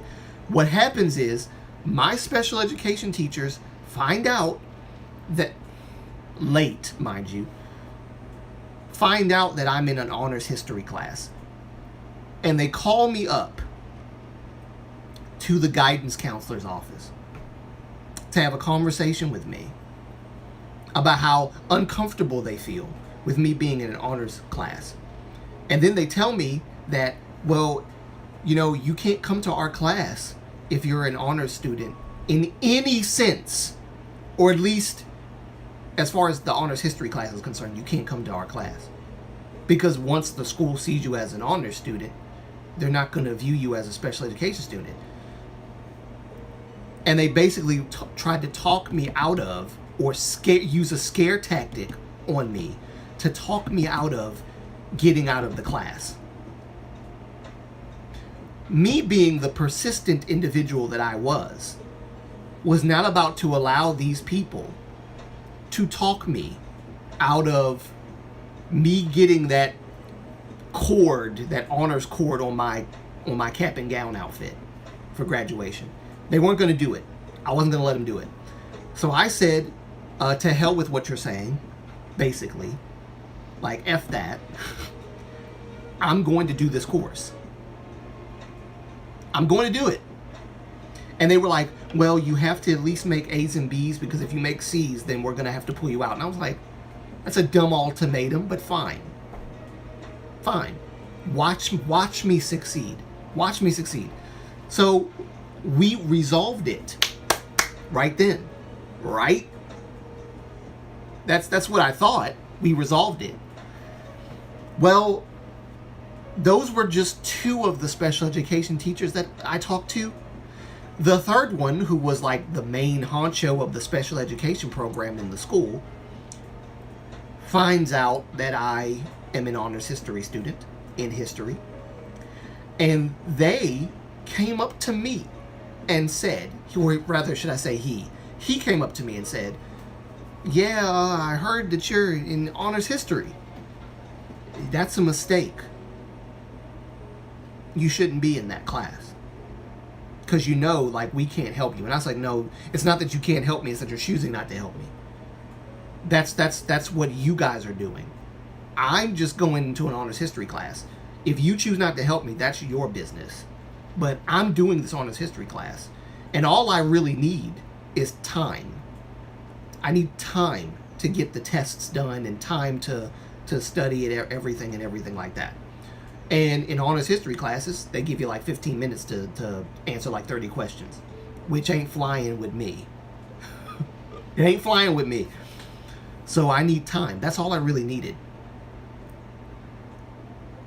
Did I persevere?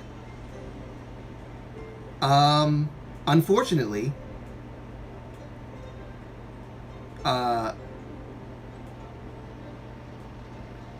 what happened was that the main teacher in the special education program saw that he couldn't get through to me.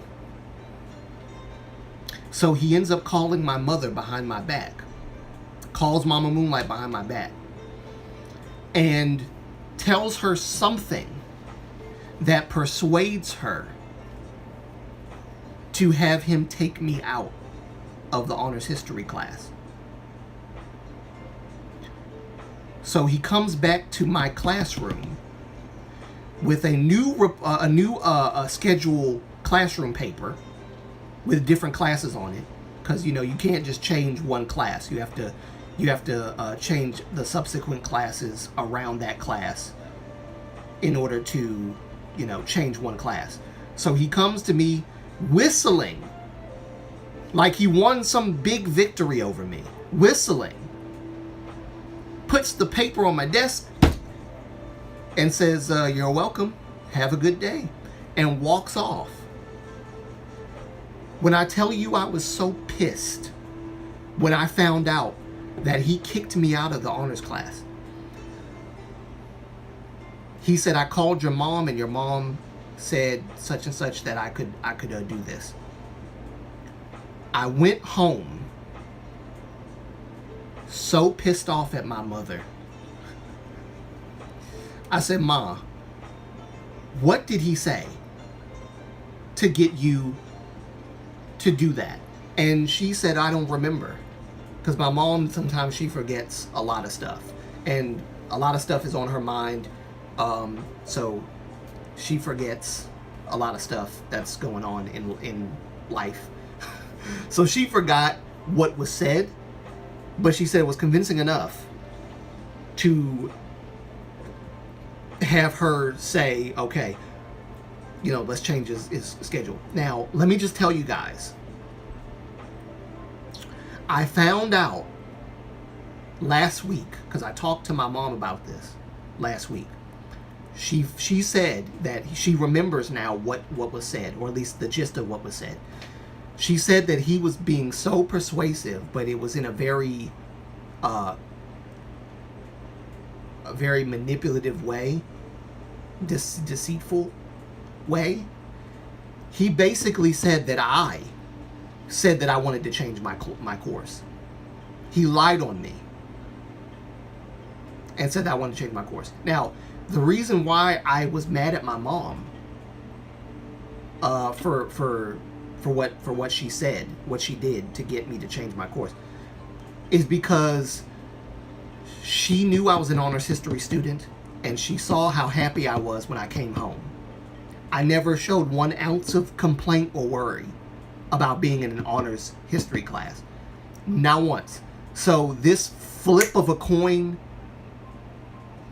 shift in my attitude that she never saw, but heard from this lying special education teacher, that I all of a sudden am having a hard time with honors history and I want out. Yeah, she lied. She lied. Not she lied, but he lied. Let me say, well, no, y'all ain't gonna know who it is. Mr. Williams lied on me. Mr. Williams lied on me and said that I wanted out.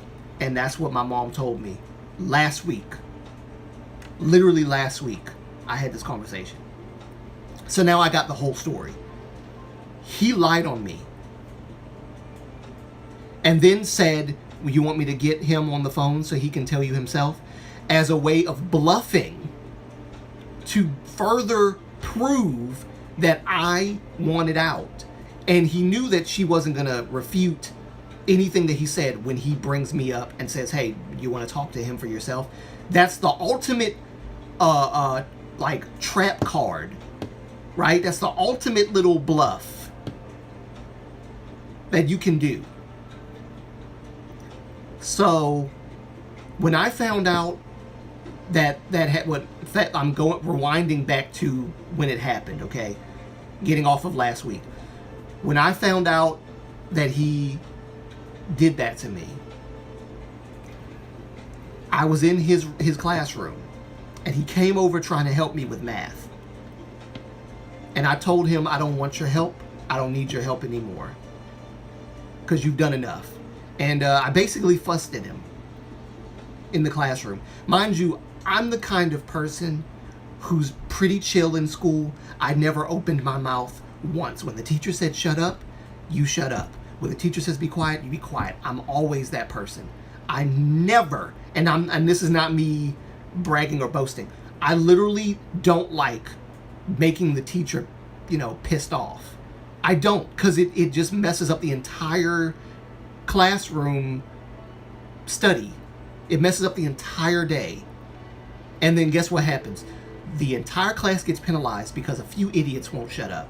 And so what happens? We end up being in the books, doing stuff we otherwise wouldn't have done if those people had just shut up. So I said, I'm going to shut my mouth.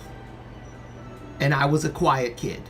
And the teacher, one of my teachers, constantly gave me treats and stuff because I was so quiet. She sometimes she would pay me. She would give me money and said, that's what happens when you shut up in my classroom. Ain't that right, Avery? And I said, yep, that's right. I miss her. Oh, I miss her. Miss Peters, that was my oh, dang. Now I'm starting to remember. Anyway, getting off of that. I just, that was how I was. My point in bringing that up was to see me argue or fuss at a teacher was rare. I don't fuss at teachers. I don't fuss at anybody. But that day, I let him have it because he disrespected me, and he undermined my intelligence, and basically told me I can only excel to this degree as a special education student. And he said that he was helping me, he was saving me from myself because I was self-sabotaging by going to an honors history class. So I fussed him out, called him out, and then called the two other special education teachers that were in the room, called them out too. You know what's funny about all that? You know what's funny about all that, guys? Every time I was in the special education classroom and there were other students that were taking a histories test in history, not honors history, regular history, you know what those special education teachers that wanted me out of that honors class would say to me? Hey, Avery, don't give them any answers. Don't give them any answers. Don't say anything, Avery. Don't. I know you know it. I know you know it. And I was like, really? You know I know history. This is an interesting response coming from the people that didn't believe in me enough to keep me in the honors history class. But you're worried that I'm going to give them the answers to the questions. Why would you worry about that? I'm not smart enough for honors history, so why would you do that? So it's like they knew that I could do it, but I don't know, maybe they just didn't believe in me. So that also played a part, to answer your question, Spring Note, that played a bigger part in my self-esteem issues. In my let me see, what was it? Was it self-esteem? It was, what did I say I had? Yeah, self-esteem. It played a big part in my self-esteem issues, or the lack thereof. I had, like, my self-esteem was teetering. I believed in myself, but they didn't believe in me. And because they had the power to kick me out of an honors class, that shot my self-esteem down even lower. You can do anything you set your mind to. Yeah, but they didn't believe that, Chinese Nuna. They didn't believe that. Your limitations are already fixed since birth. That Mr. Williams was on a power trip. You know, it's funny, actually, Spring Notes. You know what I said to him when he called himself to my, I did it for your own good. I looked at him and smiled at him. And he got very weirded out by me smiling at him. And he said, "Why are you looking at me like that?" And as I said, you know why I'm looking at you like this? I said, because I finally understand the kind of person you are. I said, you're special too. You're special too, Mr. Williams. Which is probably why you didn't want to see someone succeed where you did not. So you kicked me out. Maybe that's why. Maybe because you're special. And Mr. Williams was a special acting person. And I don't mean that to be mean, but he was. It's only fitting that a special education teacher be special. In his case, he was super special. However, I don't say that about Miss Mobley, because Miss Mobley was not special in like that sense. She was and is. And I hope that she's still alive, because I do want to find her so I can, say thank you to her for what she did for me. But that Miss Mobley, that was my second mom. Like, that was mom number 2. So she was not special in that sense. She was special in another sense. She was special in the like, she is a special person to me. Mr. Williams was special in the sense that he's slow and stupid, because he would not allow me. And I told him, I said, Mr. Williams, don't you know how good that would make you look to have a special education student with that honors cord on their cap and gown outfit, Wouldn't you be proud to know that someone came from your classroom, came away with an honors in history? You just robbed yourself of the opportunity to gloat that one of your students was an honor student.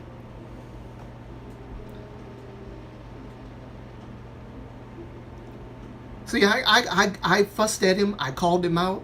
He knew not to talk to me anymore after that, and I'm glad. Because it was a disrespectful thing to insult my intelligence. Very disrespectful. I didn't get all the way to high school so that I could just simply graduate. Because they were like, well, the whole point is for you to just graduate. As long as you graduate, that's what we're trying to do. We're just trying to get you to graduate. You're going to hold yourself back because what if you fail? And I'm just like, you guys are so freaking negative towards me that it's unbelievable. You guys are teachers, which is what you, more than just teaching. You guys are supposed to be nurturing students to inspiring students to aspire to be better, to aim higher. But instead, you're telling me that because I'm a special education student, by virtue of that, I am only allowed to aim so high. But there has to be a cap. There has to be a limitation there because I'm a special education student. They shouldn't see me as anything more than that. That is evil. Just so you know, that's evil. Very evil. You don't do that. So I called them all out for it. I was very angry. They tried to defend themselves and justify why they did it. And we knew that you weren't gonna succeed. We knew you weren't gonna succeed. We knew. And I told them, I said, you didn't even give me a month. Because there's a 9 weeks exam every 9 weeks. Y'all didn't even wait till the 9 weeks exam. Y'all got me out on week 2. Week 2, I'm out. Y'all didn't even give me a chance. Y'all didn't even wait till my report card showed up. You knew I was gonna fail. Yeah.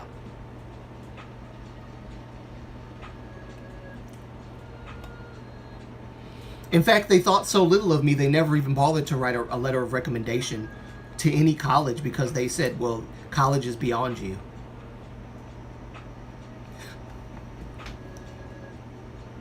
Wow.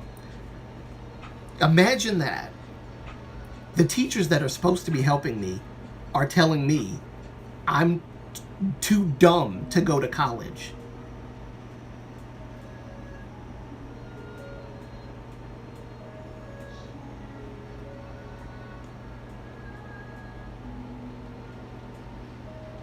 So yeah,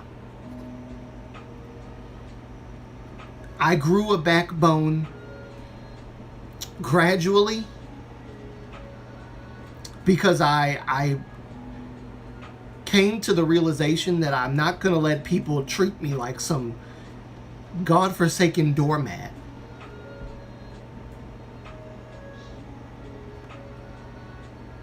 So I decided,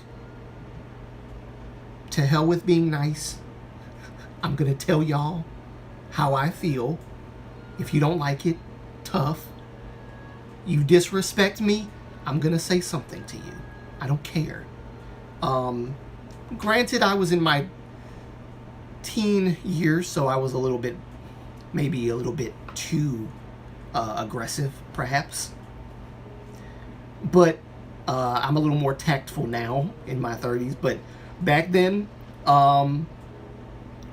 yeah, I became my father and my mother on their bad days 10 times worse than they did.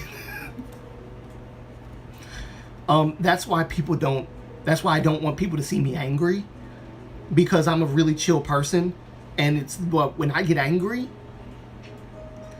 you don't want to be near me when I'm angry. You don't want to have a conversation with me when I'm angry. because I can get angry very, very, like, it takes a lot to get me angry, but when you hit that button, it's over. Over.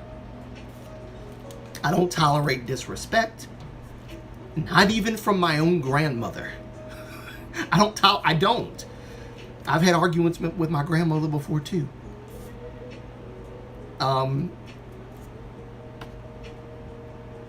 But it all stems back from the first grade teacher.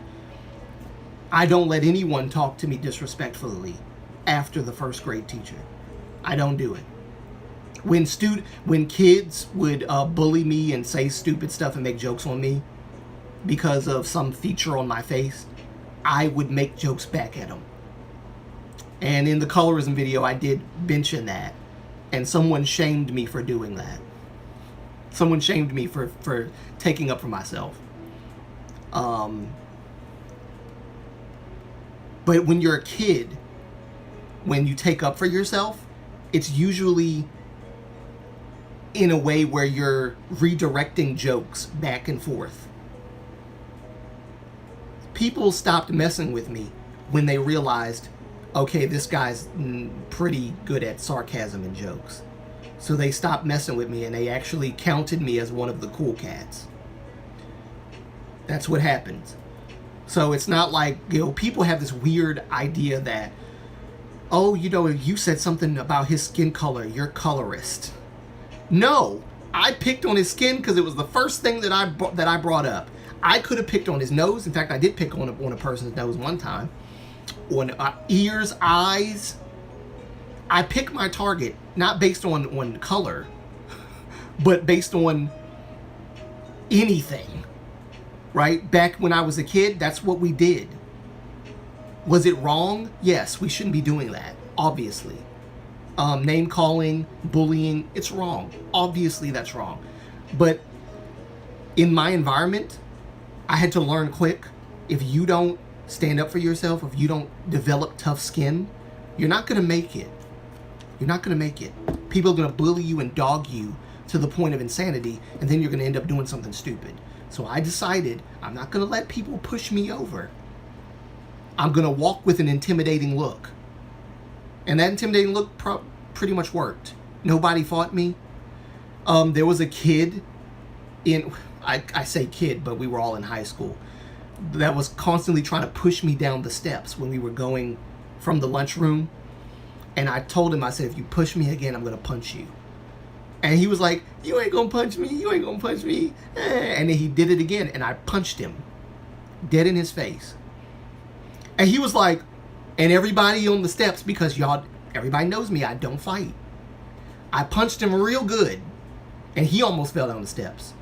And everybody was like, oh, Avery? Avery Antonio, did you just punch that dude? Avery! Hey, they thought we were going to fight or whatever. I said, I told you, because he started whining about why I punched him. I said, I told you, if you do that again, I'm going to punch you in the face. I told you, I warned you, because if I fall down and bust my tail, you're not going to embarrass me. Okay?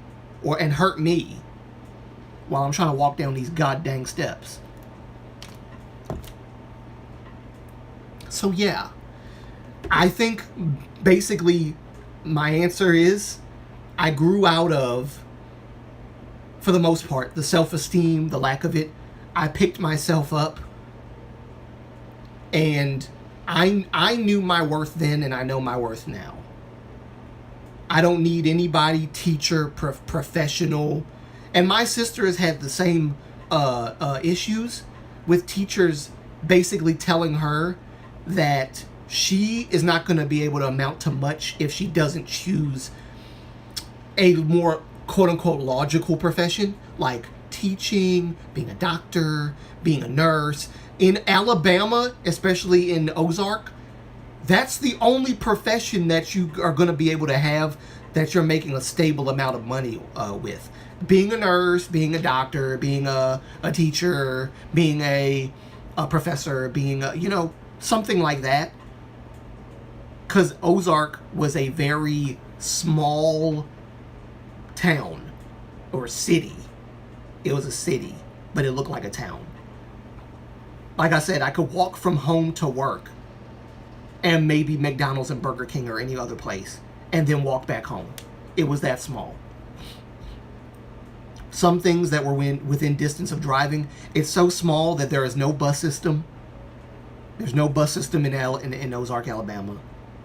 No subway system in Ozark, Alabama. It's a small, small, small city. And I didn't like it because everybody knew everyone. And if you make out with someone, the next day people are going to be talking about it. It's that small. Right? So, I'm glad I'm no longer there. But, yeah, that's basically, I guess, my answer. I lifted myself out of that, developed tough skin, learned to love myself a little more. I'm not completely there in loving myself. I still struggle with self-esteem at times. Not so much as I used to. At time, it's like from time to time, I'll look at myself in the mirror and be like, "Nah, man, I gotta improve myself." But the difference is between me then and now is that I actually take more action to do that, to improve myself, and then I gradually love myself, not because of anything that I have as far as appearance, but I love myself because I'm willing to actually do.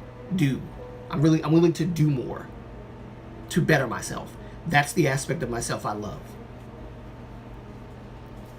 You know. Because of the colorism video, a lot of people thought that I was ashamed of being black. But I'm not ashamed of being black. There was a time where I wished I was white because I thought I'd be treated better. I'd be looked at as more intelligent, more smart. There was a time when I was younger, but I grew out of that and started to realize that being black is not just about, oh, we were descendants of slaves and this and that and the other. It's more than that. It's that in spite of all of that, I'm still as intelligent, if not more.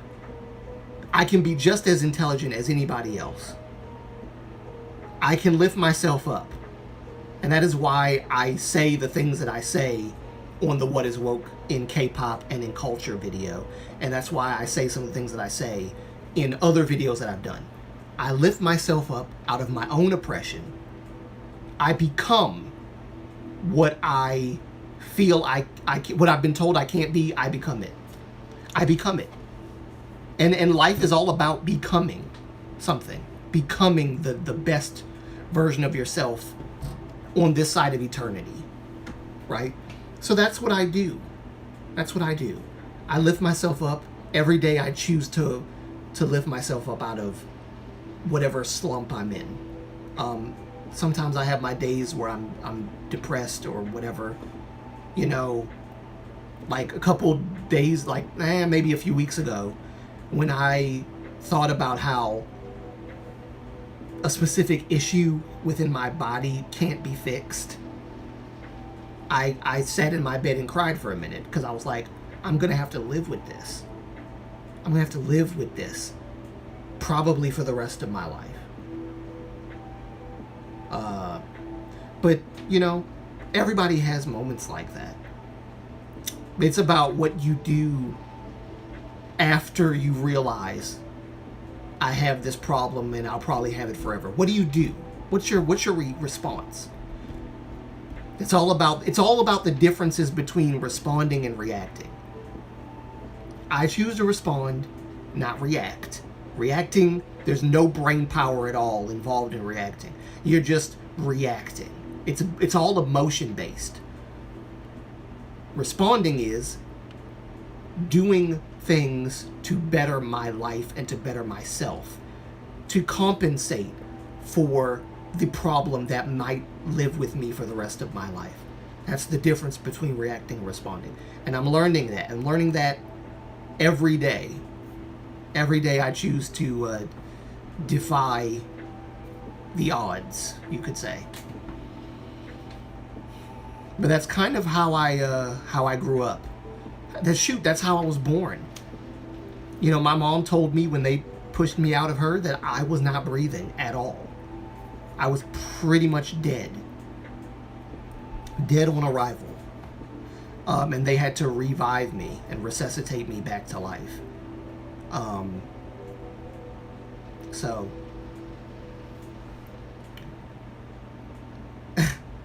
and the voices that were in my head when I had dropped out of college, the voices that filled my mind with so many bad thoughts,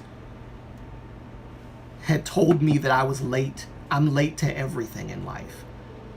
You know, my brothers have moved on past me. They're in Japan living their life. My youngest brother, who is still in his 20s, is in Japan teaching. And I'm stuck here, still in this, you know, situation that I'm in now. And, you know, I'm late to everything. Just like I was late to being born. And those thoughts filled my mind during that time. And I struggled a lot. Because that was my second worst bout of depression. To the point of self-harm. Which I actually did. But I bounced back from that because I think it's all about willing yourself. It's all about choosing. No one can choose for you. You have to make the choice to keep living. You really do. And it's hard to move past it. But you can.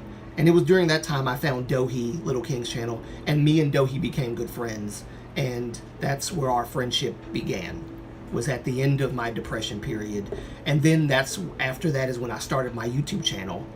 And then this is a result of me overcoming severe depression. I think I view my channel as an overcoming of severe depression in my life, this channel. So every time I see a subscriber, every time I see the views go up, I think to myself, I hope that this means I'm doing something good, I'm making a difference, people are enjoying the content that I put out, you know, I'm impacting someone's life, hopefully in a positive way. I love open dialogue. I love when people agree with me. I love when people disagree with me. I love having discussion, conversation. And so the community of Moonlight was formed and, you know, all that good stuff. Let me read some comments here, because I know I'm behind. I was talking an awful lot. Did you persevere? Yeah. And you did well. You proved her wrong. That special education can be honest. Yes. I mean, I tried to anyway. I tried. That's a lot of ish. Yes, it is. You can do whatever you like, and probably could do a lot better than some normal people. I agree with you, Chinese Noon. I agree with that. I receive that. You can do anything that you put your mind to. I agree with that. That Mr. Williams was on a power trip. I didn't read the whole comment. That Mr. Williams was on a power trip.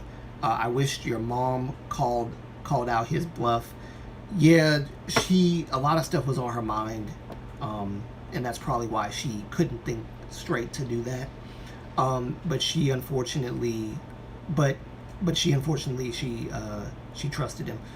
Yeah, she trusted him because he put my name in his mouth, and had she had known, you know, which she was like, you know, we could have went to the school and blah blah. I said, well, Mama, neither you nor me was thinking about going to the school and fixing that.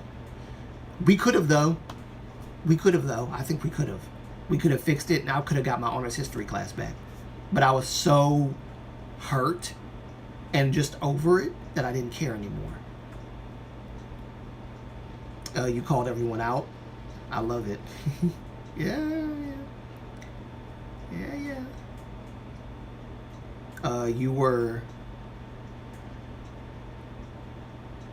You were intrinsically motivated to learn, and they refused to teach you. What the hell? Yes. That is the truth. They refused. Some teachers, they are. I'm glad you're going back to college. Prove them wrong. Yeah, I'm gonna try. Double jeopardy is kind of what it is. But I know in my heart I need to get this degree. Something in me is telling me that I have to do this. Something's telling me I have to do this. I have to get the degree in order to go to Korea and do what I gotta do. So I'm thinking about doing that. I want to take you guys with me to Korea. I talk about Korea. I talk about all this stuff, all the K-pop stuff. Wouldn't it be cool if I did a vlog where I am outside of the SM Entertainment building? Wouldn't it be cool if I did a vlog outside of the Hive building? Wouldn't it be cool if I went to different places in Hongdae, in Itaewon, Seoul, Gangnam? Wouldn't that be cool? I think that would be awesome. That would be awesome. I'd love to do that. That's my goal. And yes, I do plan on making this YouTube channel into a brand, but a brand that is not a sellout. I want to be authentically me in every aspect of my brand. So I'm not gonna turn tricks for other people, other companies, and other, I don't want to do all that. Sponsorships, fine. I can do sponsorships, but don't tell me what to do with my channel. I want to be able to have my freedom to do what I want. So yeah, I think that the degree is going to help me get to where I need to be. You seem to have a strong sense of justice. Yes.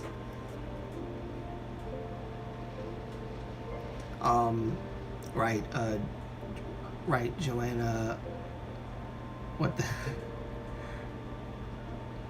Prevent a student from yes, exactly. It's just ridiculous to prevent a student from learning. Which is the opposite of what a teacher is supposed to do. It's the antithesis of teaching. For preventing a student to be from being taught. And knock some sense into them. Yeah, well, I tried, but I don't think it registered with them. You accept it and move on and do what you can in the process. You never let it hinder you from doing what you know you can do. Exactly. Life is a constant process of growth. I am getting hospitalized for my mental health in a few weeks. 6 weeks. 6 weeks to from a 6 weeks to from a foundation to heal and gain energy to challenge my issue. Sorry, because I don't have my glasses on. I'm struggling to see what I'm reading here.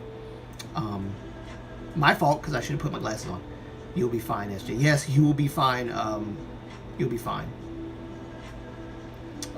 Take the time that you need. Take the time that you need. Do what you need to do to improve your mental health.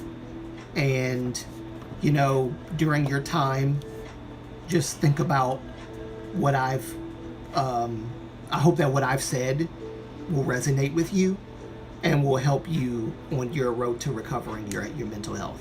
I think mental health is probably the most important thing to have, because without mental health, proper mental stability, you can't take care of yourself, you can't take care of your loved ones, you can't take care of anything. Okay? You can't take care of your own personal health physical health, financial health. You can't take care of any of that if your mind is not, in the right place. So mental health is one of the most important things ever. So you take that time to get your health, mental health in check, and you just take that time and make sure, one of the most important things, make sure to not think too much. Let your mind be able to rest and breathe during that time. Because I promise you, it will take away a lot of worry. Maybe stay off of social media for a while as well. I've heard that being off of social media improves your mental health as well. Because there's so much crap coming through the internet that it just, your life becomes the internet in that sense. And so to take your mind off of a lot of stress that's not even stuff that's like your issues, it's like internet stuff, fan wars, hate speech, all this all this crap that's going on online. Remove your mind from that and just rest. Just rest. I think that'll help as well. Don't think about it, just do it. Yes, exactly. I will. I survived everything, and I will grow from my challenges. Yes, you will. You will do that, Joanna. No doubt. I heard a celebrity bought Hybe's old building where BTS begun, and they plan to paint over all the fan graffiti and signatures. Oh, really? Really? No, don't do that. Don't paint over that. Ah, come on. That's actually historical stuff. Really, that's historical stuff. I mean, he bought the building, so he can do what he wants, but I wouldn't do that.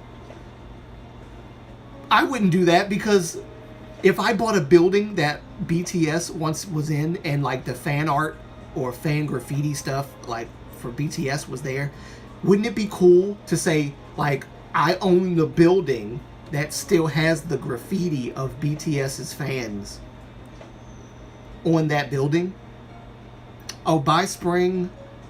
Bye, Spring. Thank you for coming.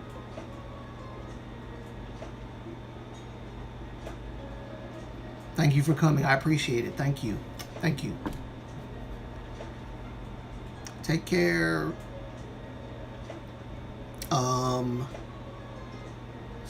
Spring said, they say comparison is the thief of joy. Yes, it is. Just remember, you and your brother didn't have the same life experiences. Yes, that's true. Very true. Exactly. That's exactly right. Exactly right. Wishing you all the best, Joanna. Yes, wishing you all the best, Joanna. The Moonlight community is here for you. We're always here for you. So, gotta go, everybody. Take care. Yes. Take care, Spring. Also, I heard armies were pissed off about. I could imagine they'd be pissed about it. That's my art that I put on that wall, on that the wall of that building. You're gonna just paint over it?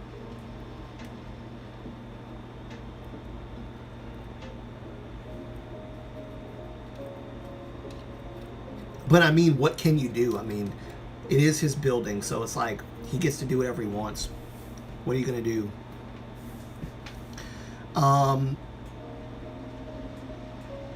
Yeah, it is what it is.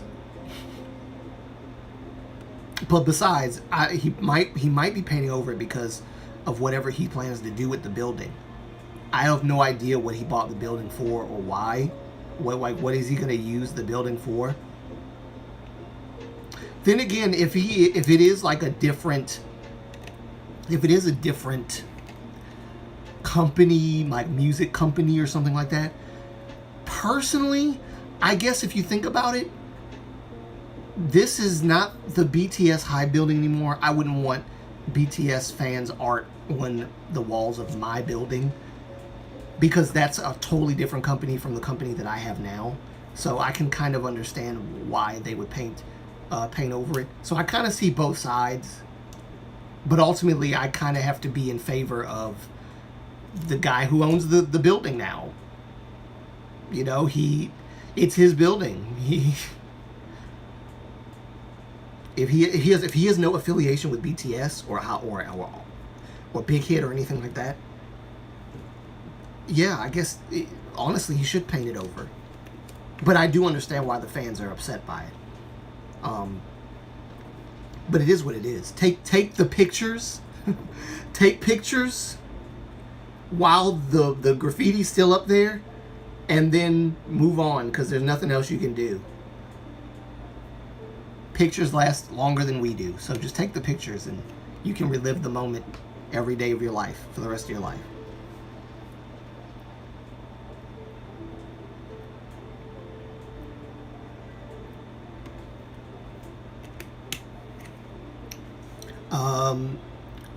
So Joanna said, I heard that the building was sold, but not that a celebrity wants to paint over it, make a hotel out of it.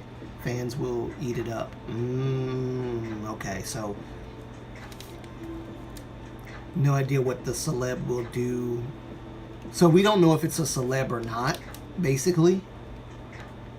Okay, well, either way, if it is a celeb, I wonder too what they're gonna do, what they're gonna do with it. But it's the fans that say he plans to paint over, which is why they're not happy. I get it, but legally speaking, it is his building now. So my best advice I could give to the fans is go to the building. If you haven't taken pictures, take the pictures. Like, take pictures, or take a camera and make a video just surrounding the building that has all of the graffiti and all the stuff. Make that memory, because that's about all you're going to get. If they paint over it, you might want to take your liberties now and seize the moment while the moment is there, because it's going to be gone very soon. Oh, wow. It is hot in this room. I mean hot. It is hot. My parents used to have an old saying back in the day. My parents would say, I don't know, you guys might have heard of this one. Then again, I don't know. You guys are from the UK, so I don't know if you guys might have heard this one. Geez me Christmas. That was a saying back in the 90s. I don't know when it started, but my parents and a lot of people back in the day used to say, geez me Christmas. They don't say that anymore. But when I was a kid, I heard geez me Christmas a lot. Anyway, I don't know why I brought that up. That was a ramble.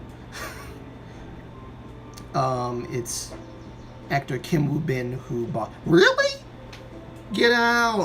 Okay, well then I can only imagine there's a few things that he might be able to do with that building then. A few things he might be able to do with that building. Kim Woo Bin, huh? Okay.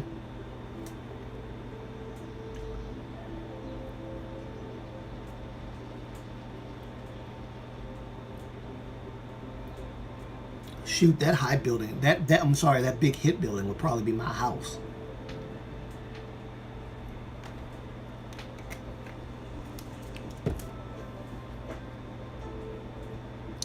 No, just kidding. I don't know what I would do with all that space. Anyway, so Kim Woo Bin is the one who bought it. I'm German, no idea. That's why my English is so messy. A German viewer. Awesome. Awesome. I think that's awesome. I have a lot of foreign viewers, more foreign viewers than people in America. So that's really cool. And yes, your English is actually not as bad as you think.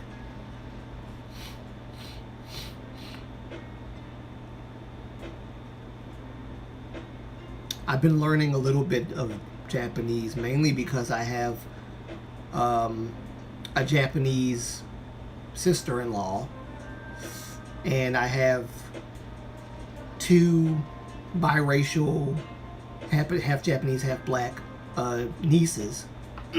One of which who is still in my sister-in-law's belly. Supposed to be coming out this month though. She's in, I don't know if she's in the hospital right now or not, but y'all pray for her, because my second niece is on the way and I'm happy. I can't wait to see her. But yeah, your English is great. Don't even worry about it. But anyway, yeah, I'm practicing Japanese for that purpose, and so I can communicate with my Japanese friend Mochi, and I have a feeling I'll be making more Japanese friends over time. Also, I'm thinking about a video that I'm going to put together addressing some more like of the, I guess, what's going on as far as woke culture impacting other countries. I saw a video of a Japanese guy, like I said, talk about it, and I'm really interested to talk about it. So I'm probably gonna make a video, not anytime soon, but I'm it's in the back of my brain. It's in the back of my mind. Typos are okay. Yeah, don't worry. Yeah, no, don't worry. I can for the most part understand the typos. Trust me. Even with bad vision, I can still see it. When I get the gist of what's being said, typos don't really, bother. Yes, and I also should say, since I have a responsibility, I should say this. For everybody who's watching the live stream, please make sure to like the live stream. You don't have to pay for it. It's completely free. If you're enjoying the content, if you love the videos that I put out, if you love the live streams, whatever has drawn you to this channel, please like the videos and everything, but also like the live streams as well. So take this moment to like the live streams if you can. Make that black, green, gray. Make that black, green, gray. Let me say that again. Make that black thumb gray. There we go. Make that black, green, gray.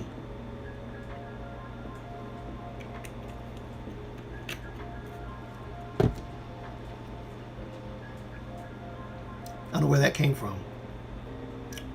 Make that black, green, gray. Yes, make that black thumb gray.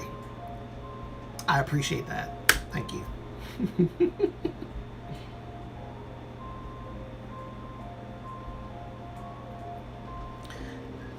Yep, so is there anything else we can talk about? I think we've pretty much talked about a lot of stuff. It's 2 hours and 44 minutes, not bad. After this, I'm going to get something to eat. I don't know what I'm going to eat, but I'm going to eat something. I'll probably make me a burger or something. I don't know. But today's been a good stream, guys. Today's been a good stream. I thought I was going to end the stream quicker, but I saw a lot of people commenting and talking. References to keys tongue-tied. Oh, really? Yes. Unknowingly, yes. References to keys tongue-tied. That definitely was a tongue tie. I don't know why I said black, green, gray. No idea. In my mind, I was saying make the black thumb gray. But then my mind went to black screen, and then from screen to green, I guess. So, I don't know.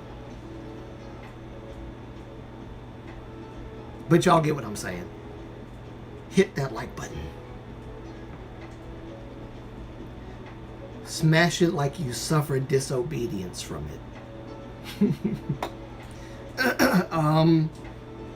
Would you be interested in a list for girl group songs you should react to? Sure. I will, let me see. If you give them to me now, I'll just add them to my list to react to. I promise you guys I'm going to get back to it. My throat's been causing me problems.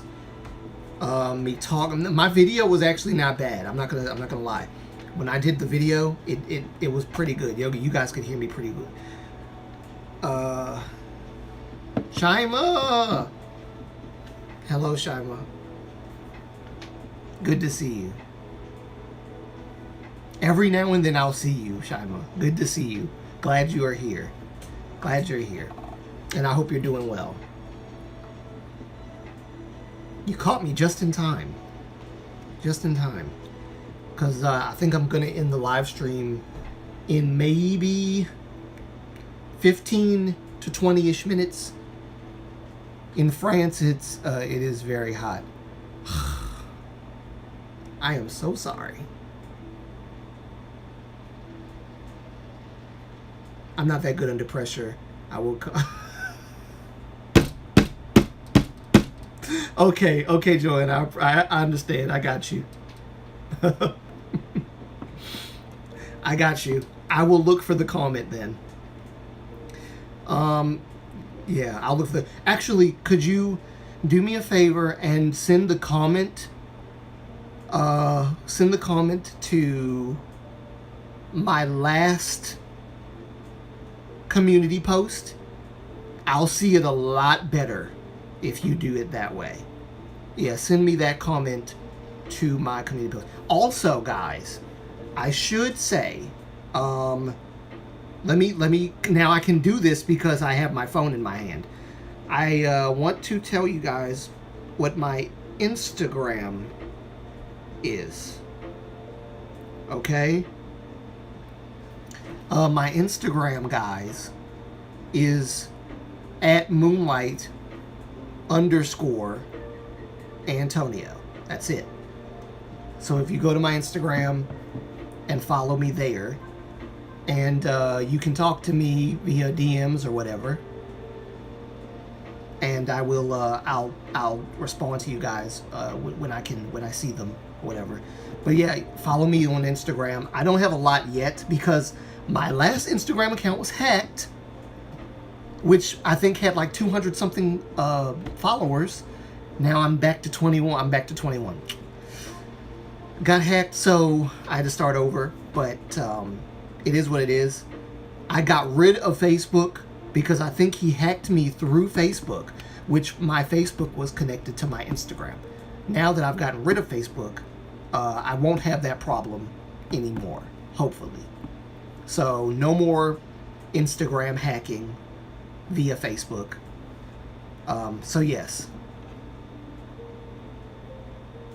Oh yeah, I can just post it, can't I? Ha ha ha, right. Wait, let me see. Can I? Well, let me see, because if I... Instagram. Yes, I'll post it, hold on.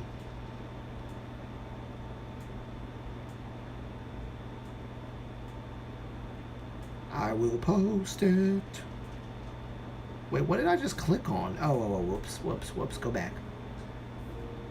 Oh, that's what that is, Threads. I just recently got Threads, by the way. I recently got oh wait, no, that's my Thread one. Sorry, guys.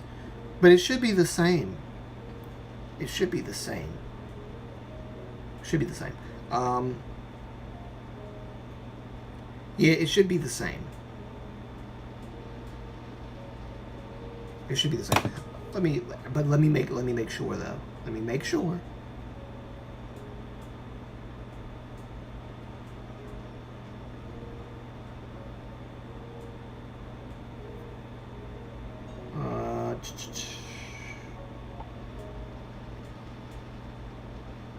Yeah, okay, all right. Let me send you guys the Instagram. What happened? Go back. There we go. Whoopsie.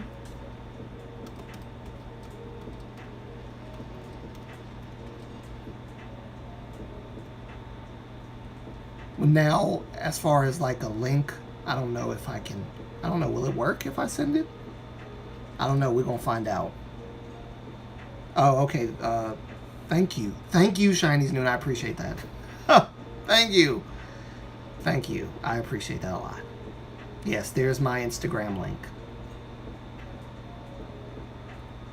Thank you. I appreciate that. Oh, the beauty of having a mod. I appreciate that a lot. Thank you. Thank you. Thank you. Thank you. For all those who didn't find it, there's the link right there. You can click on it and follow me and send me some DMs or whatever. And we can talk and all that good stuff. I'm supposed to be talking to Lauren. I keep forgetting, and I'm missing her. We're missing each other. And I'm trying to, because I haven't talked to Lauren in a minute. And Lauren, for those that don't know, I know she probably doesn't care for the spotlight, but I gotta say, Lauren was one of the first people to help me out with certain topics she would find regarding the Hybe, cacao, SM thing. We would exchange and talk about stuff, and she was very instrumental when I was starting out doing K-Tube topics, K-pop news, and stuff like that. So big props to Lauren. Also, Lauren was the one who bought mom the shiny shirt that she wore that one time on the stream. So thank you, Lauren, for that.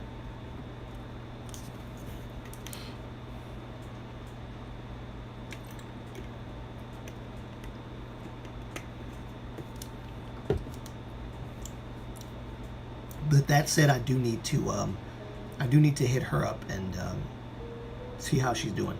Also, I have two other friends from Dohi's channel who I came up with as a mod. One of them was a mod with me, and the other one was a person that was in the Discord who I became really good friends with. I don't know, was she a mod? I don't know, she might have been. But I gotta hit them up because I haven't talked to them in a minute, and I really do miss them. And they are not from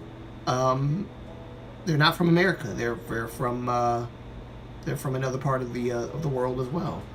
So I gotta hit them up. I gotta hit them up. Those are my girls. I gotta hit them up. Lauren, my girl, I gotta hit her up. But yeah, thank you, Shines Nuno, for that. I appreciate it. I know you said I said thank you already, but thank you again. I forgot I had to go to Instagram to get the link, but I wasn't thinking. So I'm trying to like manually put in a link that's not going to send you the actual link. It's just going to be, oh, this is what the thing is, and that's it. But yeah, thank you. Where my brain is. But yeah, I want to do live streams where I'm playing games or whatever. Maybe play some fun games with you guys. Computer games. That's probably when I get a desktop. Which the desktop will be over there. I can see my screen is acting stupid again. This never happens on my actual phone. It only happens on this phone for some odd reason. But it's gonna be over there. And the desktop's gonna be over there, and I'm gonna do games and stuff over there. I'm gonna get rid of this desk and get like a smaller, rounder stool type desk podium to put my computer on, and it'll be one of those retractable up and down ones, and that's what I'll do to minimize the space here, or to minimize the lack of space here, give myself a little more space, and me and Mom can sit a little bit more comfortably. I'm gonna get rid of this big old DTOF. I'm gonna give you guys a room tour one day so that you guys can see my room. It's a bit messy right now. As you can see, I have a freaking cereal box up here. It's messy. So I gotta clean it up and straighten it up. But I'm gonna give you guys a room tour one day soon. Probably a video. Or maybe I'll do it in a live stream. You never know. I might do it in a live stream. Room tour doesn't really require a video to do. I'll do it in a live stream, and that's how I'll do it. Where everything will be, this dresser will be gone. This dresser will be gone. I'm going to replace it with a piano. Some live streams I will be at my piano playing music. And if I can get myself back into playing the piano again like I used to, and reteach myself stuff, I'm gonna make like maybe, I don't know, maybe a separate channel for like piano live. It'll be like a live piano stuff where I'm just playing the piano for people like me who have insomnia issues, can't sleep well. Those soft piano melodies in like a live stream format. Hopefully it'll help you go to sleep. I would love to do that. Moonlight piano. Moonlight piano is probably what I'll call it. Very simple.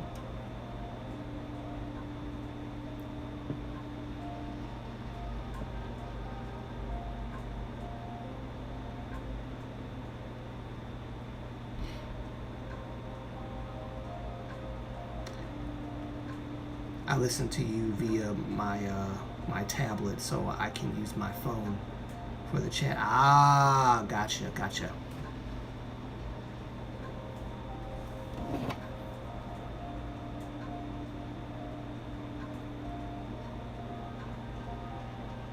I'm looking at comments. People are commenting still. Oh, this is a long comment. Gosh, I'm gonna have to wait for that one.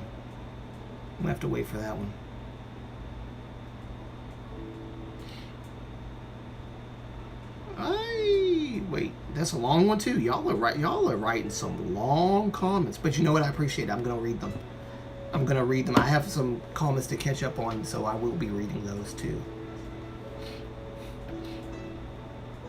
I do read all the comments, just so y'all know. I read all the comments. Good and bad, I read them all. If there's a lot of bad comments, I try not to read them because they're all going to probably fall along the same category. And my biggest thing is me not responding to bad comments. I like responding to them via video, though. I like doing that. I don't like to do it like in real time. I like to do it after the fact. Respond to them. Like the one person that called me a clown.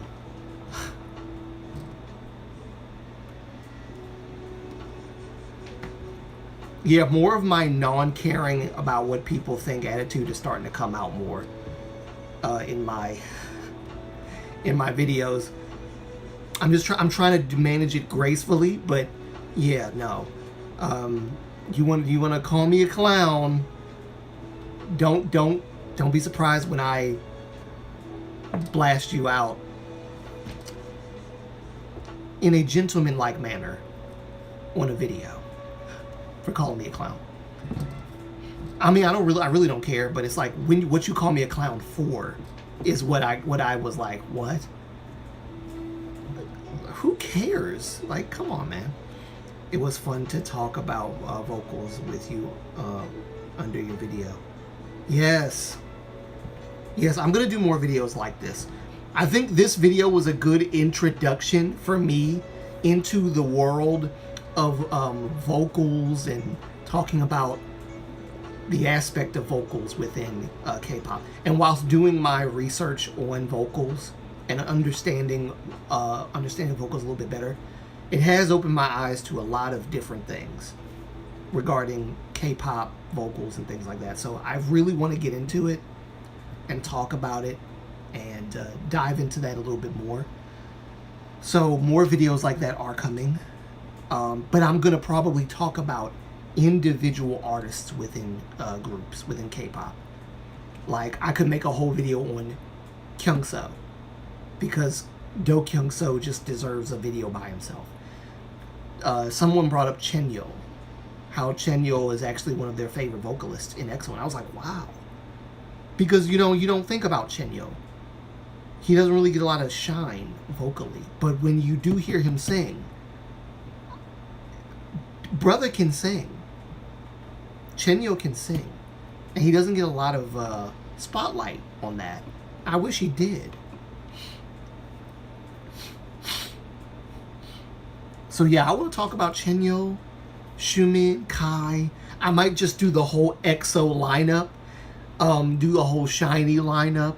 Jonghyun's probably going to be a two-parter. SHINee's new to Jonghyun's going to be a two-parter. There's no way I can make an entire video. No. Jonghyun's going to have to be 12 and 12. 12 minutes, one video, 12 minutes, another video, 24 minutes in total. That's what it's going to have to be with Jonghyun. Because I could talk for days about Jonghyun and his vocal abilities. And yes, in my vocal videos, I'm going to give examples and show like little moments where they hit a note, right? Where they either belt a note or they'll hit a high note or do a low note very well, or whatever the case. I'm going to do that. Jonghyun, I'm going to have a blast with Jonghyun's.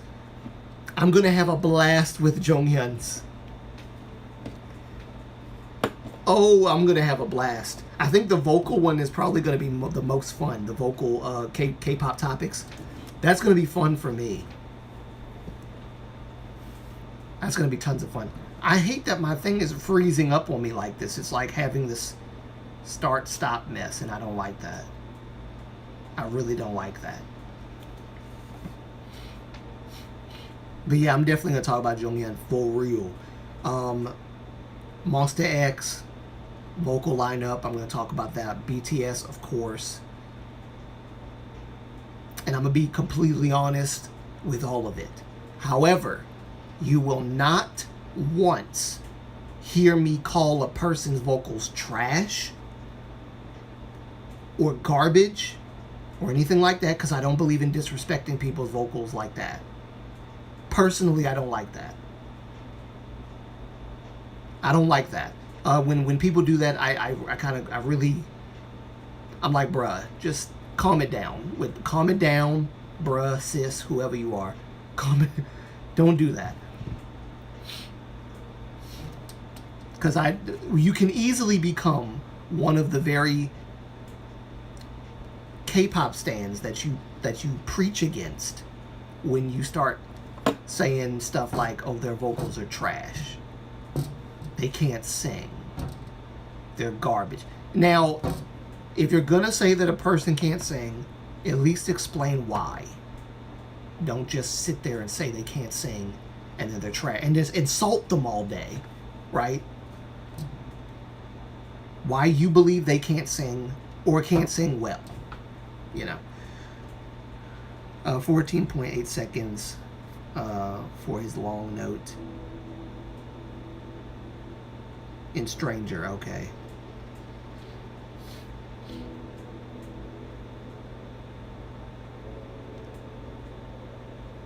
Stranger.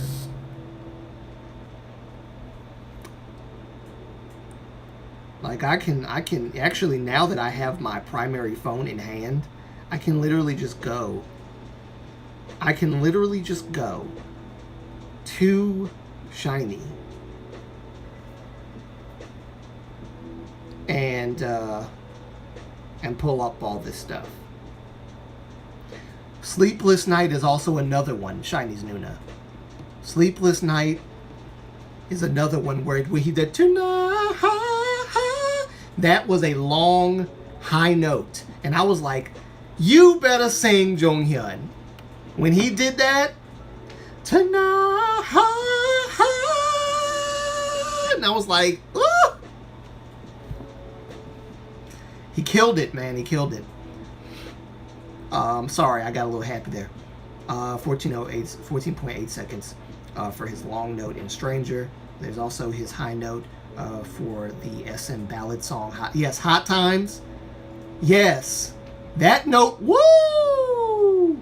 If y'all haven't heard Hot Times by SM the Ballad, you are missing a treat of a song. I actually did a reaction to that song, but my reaction doesn't do it justice because I have to talk in between and everything. Listen to that song with or without reaction. Please. Your ears will thank you. I promise.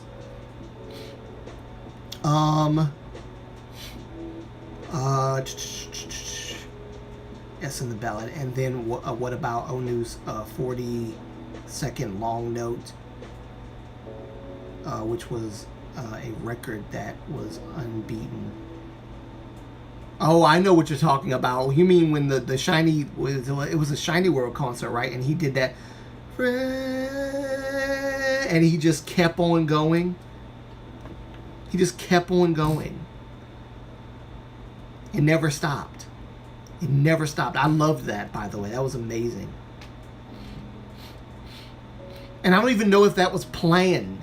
Was that even planned? Or he just wanted to show off? Either way, I loved it. It's brilliant. Key's high note for Like a Fire. Yeah, that falsetto high note. Jonghyun did his, and then Key bursts out and just does his and starts doing it. I'm sorry. That Shiny's lives are the best. You're gonna get something totally different from the album experience. It's gonna be like a whole new. They make the live stream. They make the live performances worth it when they do things outside of what the parameters of the song consist of. That's what makes it so good, so much fun. I really enjoy their lives. Baby, baby, baby, baby, baby. You know, I would have sung a little something for you guys today, but my voice is acting really dumb. Would have sung something.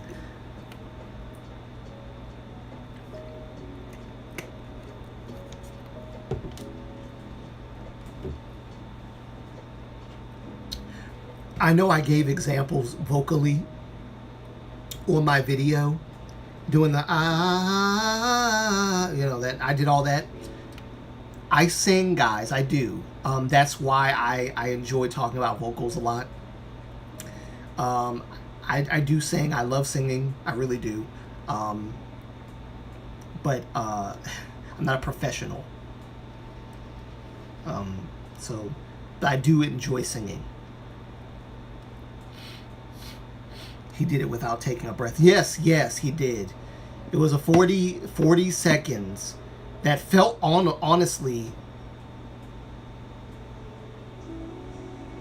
It felt like almost felt like a minute.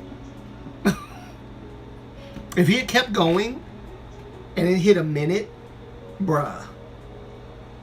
It almost reminds me of Last Concert. I don't know if you guys have heard that song, Lee. I'm trying to remember his name, y'all. Lee. Oh my God, I can't remember his name. Hold on, y'all.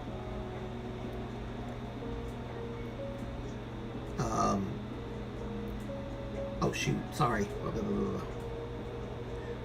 Who is the singer who sang Last Concert?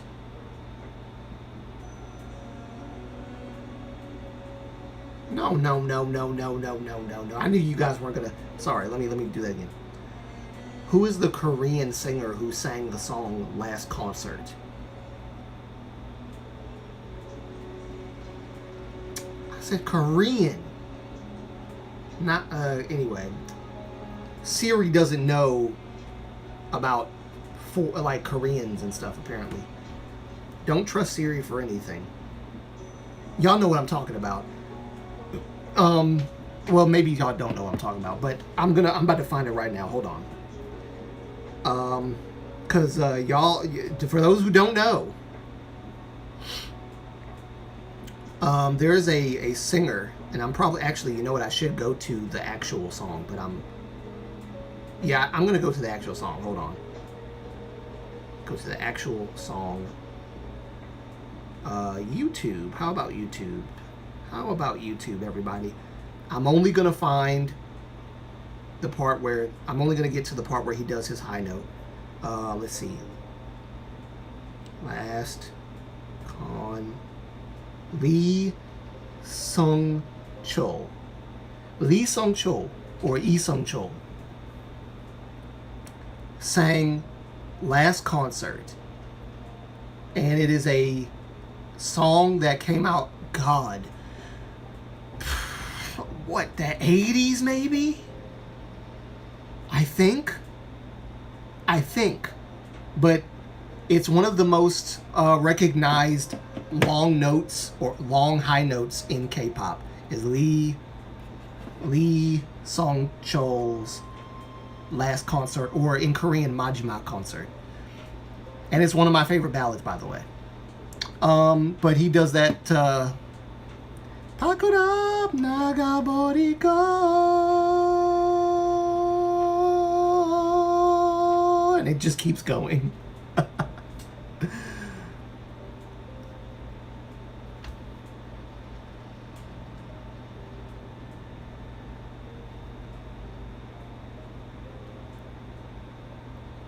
Oh, you know what? I can actually translate this.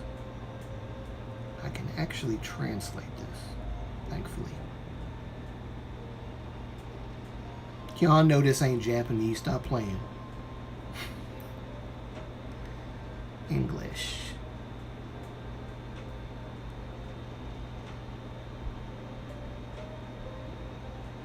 Oh, by the way, yes, welcome. Welcome to my live stream. What does it say? What is this? Translation is being very slow today. How did I get here? How did you get here? Are you trying to find your way out, or blue sky?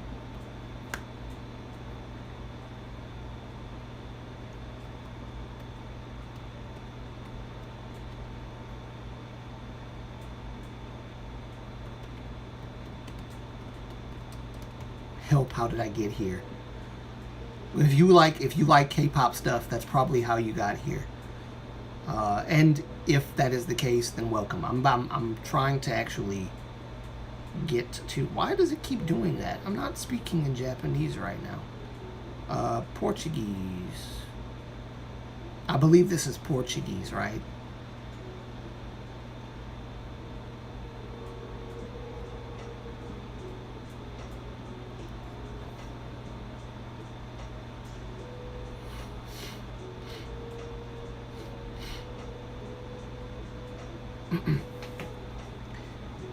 Even though I'm not a natural Portuguese speaker, hopefully Google won't fail me on that.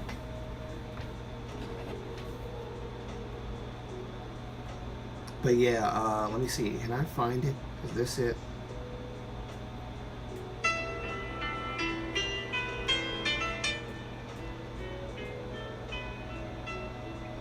When did this song come out?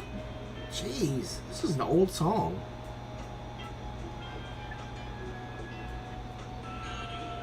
Yeah, this.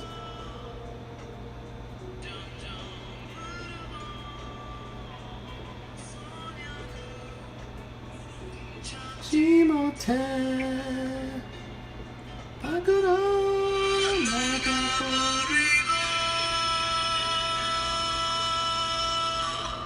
that's not the longest one though. Kuchima chima Ijen pui anurie Isupa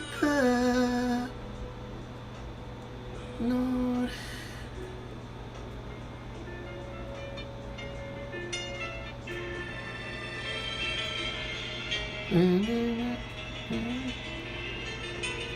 Here it is.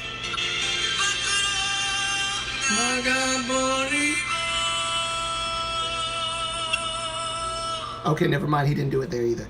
He held that note out for longer than that, though. Every time I hear it, I guess that's the original one, but he always held that note out longer than that. See if I can find.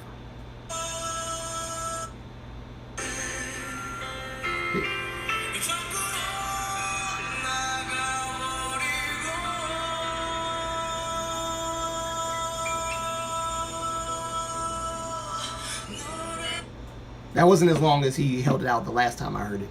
That man held it out for a long time at one point. I remember EXO was actually trying to challenge each other to try to hold the note for as long as possible. Dio did it. Baekhyun did it. Chan did it. Chan won because Chan just can hold a note for a long period of time. But it was fun. But yeah, this is one of my favorite songs, Majiba Concert by Lee Sung Chol. I hope I said that right.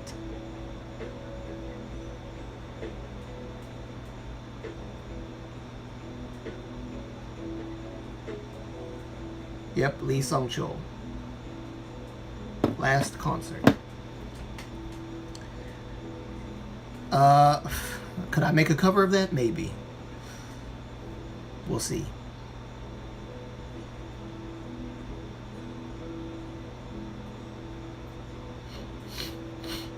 So yes, Joanna, you like to sing as well. Good. God, I still can't believe I'm turning 33 this month.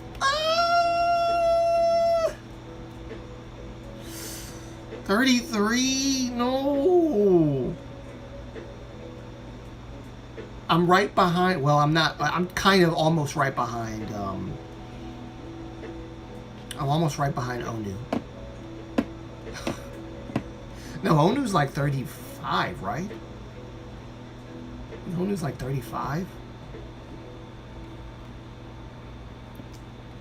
They got rid of Korean age in Korea, so there's no my Korean age is this, but my national age is this. Like none of that. They got rid of Korean age completely. So Baekhyun's high note is in Japan. Baekhyun is crazy. Crazy high notes. No. Wait a minute. No. Baekhyun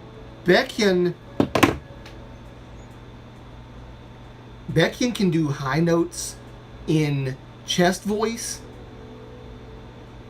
and in head voice. I think his head voice high notes are higher than the falsetto high notes that he does are higher than his chest voice. Like if you've heard what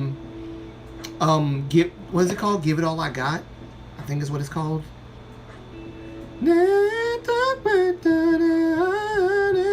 Cause I'm giving all I got, baby. That's that song. When he did that, well, I can't even do it. I can't even do it. But all I got.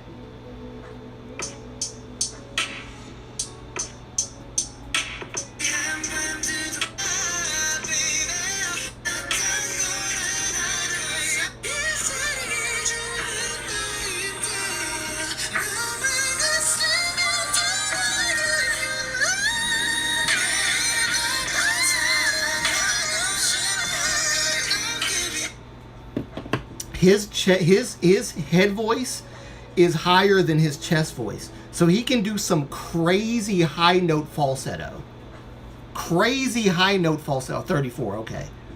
Sorry, the stream kind of broke up a little bit, so I don't know if you guys caught what I did, but.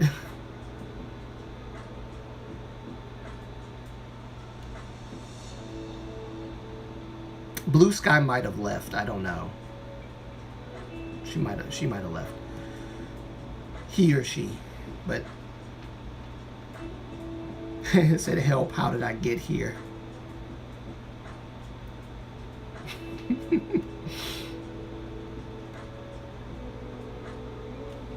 But yeah, I don't know if you guys caught what I just did with the Baekhyun thing, but I wanted you guys to hear that high. God have mercy. A lot less than 51. Yeah, true. That's true. My parents are like 56, 57. I think my dad's 57, my mom's 56. Something like that. We scared them away. Maybe we did. I don't know how, but maybe we did. But yes, I love every time I hear that high note from Given All I Got. It's just madness.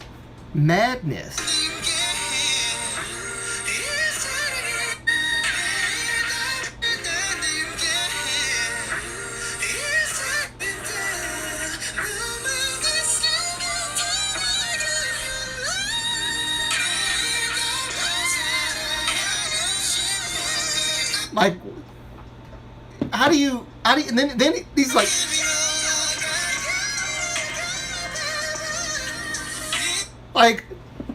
the falsetto is dumb. Dumb.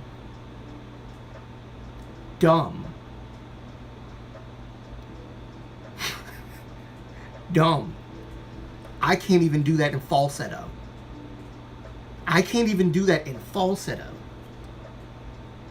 And falsetto is like what they call the cheating notes, because like you're not using your chest voice. You're not using, from the gut, right? It's not coming.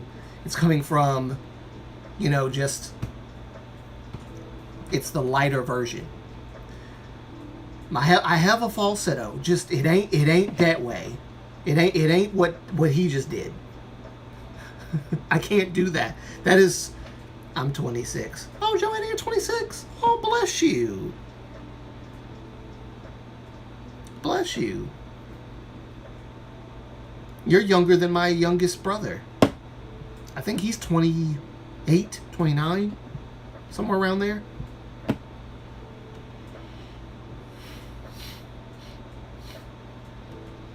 I'm really hating the constant stopping. I don't know what's going on. Let me see. I think it's just this. I think it's just my phone. My phone is doing this. Let me see. Maybe it's because of the heat. I think it's because of the heat. I don't know. Maybe that's what it is. But yeah. You guys, y'all heard that, right? That I can't. It's crazy. Same age as Jungkook.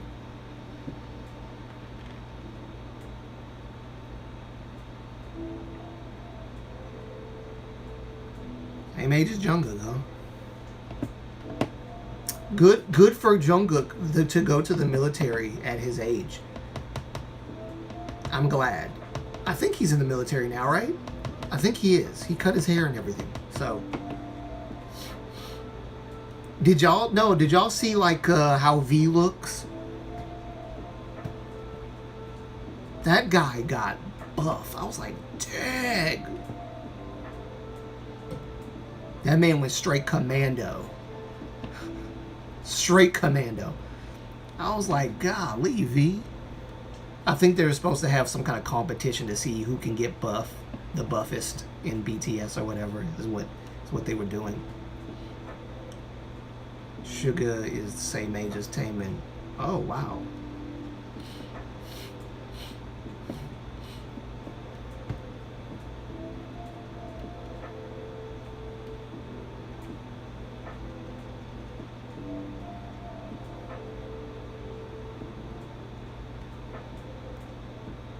Yeah, they all are. Okay, they're all in the military except for Jin. Right, right. Because Jin just got out. Oh, by the way, I don't know. I don't know if anybody brought this up last live stream or if I don't know. Somebody might have asked me this. That the person that kissed Jin is going to be dealing with some legal trouble because she kissed him. She kind of went over what she was supposed to do. J-Hope will be out of the military around September. Okay. They're about to come out really quick. Military service is only like a year and some months. They chopped it down. It used to be 3 years. Then I think they brought it down to 2 years. Now it's like a year and some months. And depending on how many vacations you take, depends on how long you stay in the military, apparently. Yes, and it's hard for us, Army. Yeah, that's true. Oh my gosh, guys. I don't know why this thing is acting like this. I hate that. The rest are coming out in June of next year. Okay. Or at least around June of next year.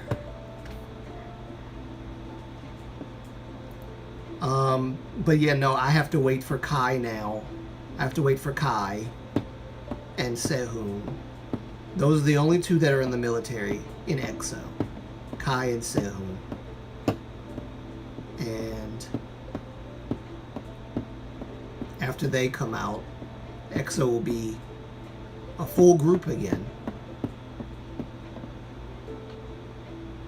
So I can't wait to see that.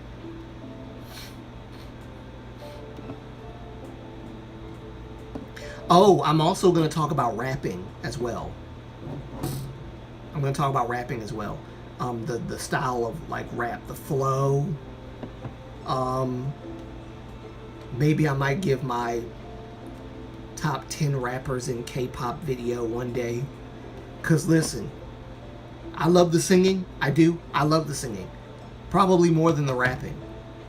But when you can rap good, like when you have that rapping voice, not even just the rapping voice, but when you can actually rap yourself, create your own raps, and you have a good flow, and you are just like sick with it, that's worth talking about. Because Juhan, I.M, who else? I don't know if Chenyo writes his own raps, but he does. But his rapping voice is really good. I've always loved Chenyo's rapping voice. I don't like how this thing is freezing up and making my face look funny. I don't like that. You're going to have to stop that, Mr. Phone. You're going to have to stop it. You're going to have to stop it right now. You're not going to make me look like this. You're not going to do this to me today. When are they going to get discharged? I don't know when Kai is going to get discharged, but I know Kai went before Sehun, so Kai will probably be out. I don't know. I have to look that up.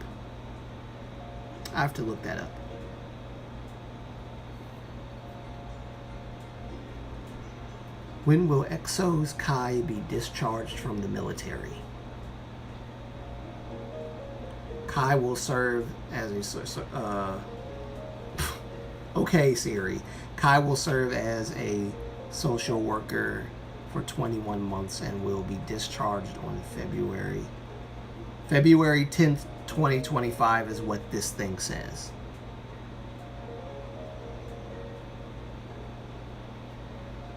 Okay, I'm just making sure the thing's on. Yeah, it says February 10th, 2025 is when Kai will get out. When will EXO... Oh, God. That was a mess up. When will EXO's Sehun get out of the military? I said Sehun.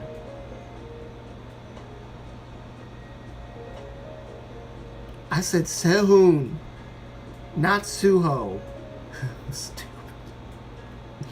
When will EXO's Sehun get out of the military? Y'all keep giving me Suho. Does Sehun not exist to you? EXO Sehun to begin military enlistment on December blah blah blah. December. Hello, I'm Sehun. Are you all doing well? Guys. Just answer my question. No.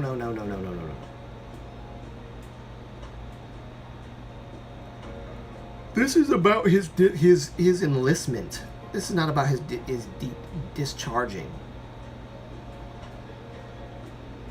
Screw you, Siri. Screw you. But apparently Kai will get out on February 10th of next year is what it said. It was me who said it, but Jin and the fan. Yes, that's what I thought. I just didn't know. I wasn't sure for certain. Okay, yeah. That's what she gets, by the way, because you're not supposed to be.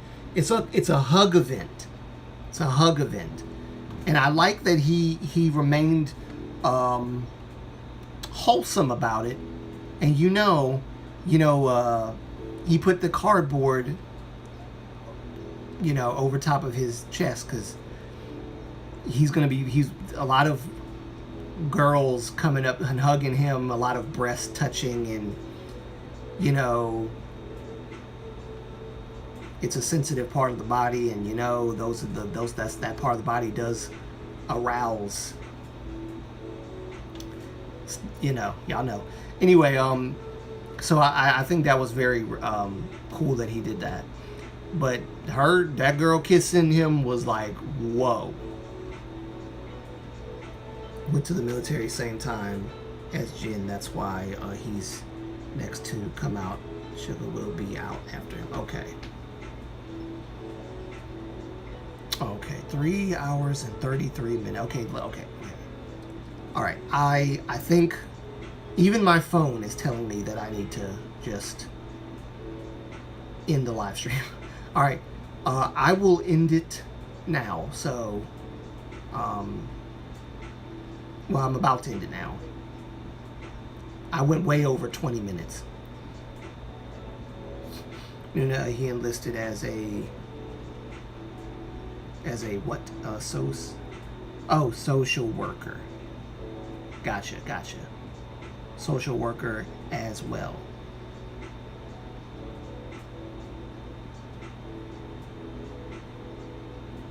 He's going to be the last one out. Yeah, that's right. Yeah, social worker.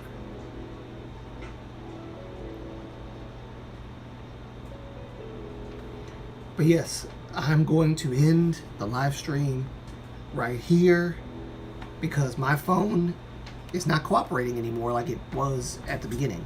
So, thank you guys for coming. I really do appreciate all of you guys for being here. Thank you to everyone who came. Shiny's Nuna, thank you. Thank you for being an amazing mod as well. I appreciate it very much. Joanna, thank you for coming. And again, take care of your health. And who else? I know Shaima came. Thank you, Shaima. And bonjour to you. Somebody else was here.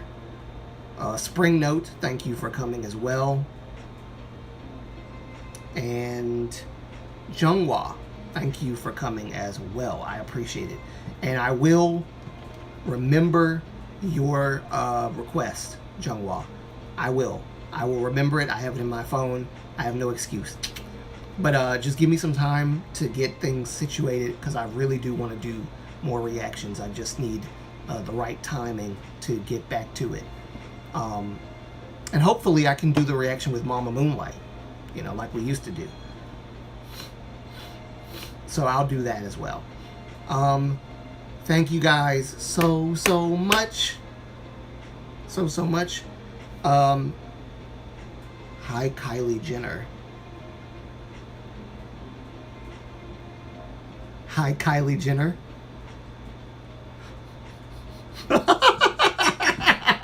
Who are you talking about? Me?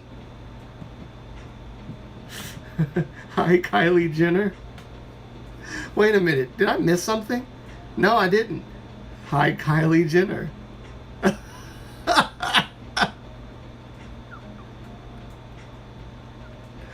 Who's Kylie Jenner?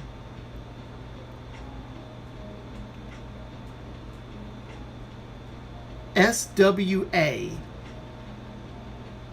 Who is this person calling me Kylie Jenner? Is it because of the hat? Has to be me.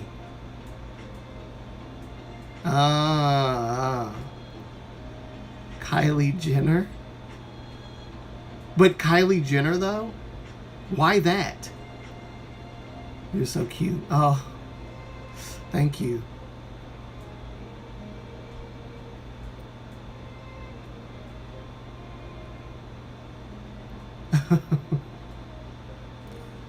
I was like, wait, huh? Who's Kylie Jenner? Me? Hello, SWA. Swa. Swa. Can I call you Swa? I feel like that's easier. Swa. Swa. Swa. Swa. Swa.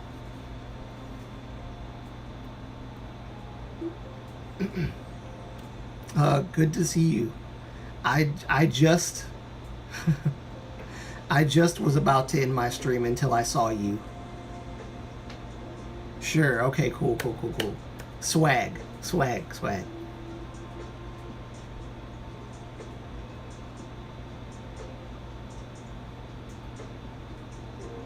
Okay, swag. I'll call you swag. I like swag better. Even though you don't have the G at the end, I'll call you swag. I like swag better. Every time you come, I'll call you swag from now on. You must have some kind of swag when you come up in here saying, hi, Kylie Jenner, to me. Are you Batman? Yes, I am Batman. I am a billionaire playboy by day and a costume-wearing vigilante by night.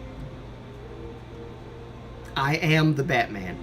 They don't tell you this, but Batman is black. Okay, he's not a white guy named Bruce Wayne. He's me. I'm Batman.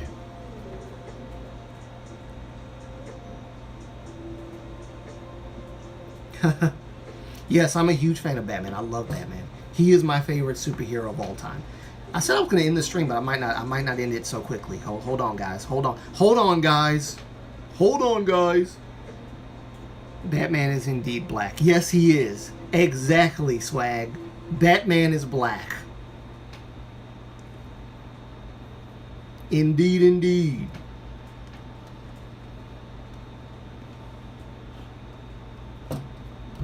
They got it wrong. DC Comics got it wrong. We gotta call them and tell them that DC Comics got it wrong. Batman was never supposed to be a black guy. I mean, never supposed to be a white guy. He's supposed to be a black guy. Superman's supposed to be the white guy. Batman's supposed to be the black guy. That's how it's supposed to be.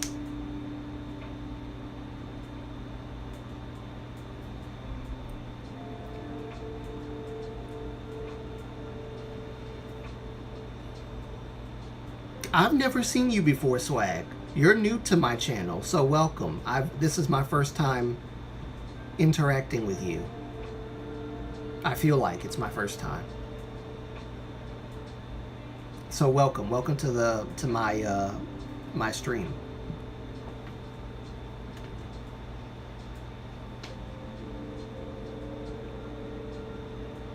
Wonder Woman. Yeah.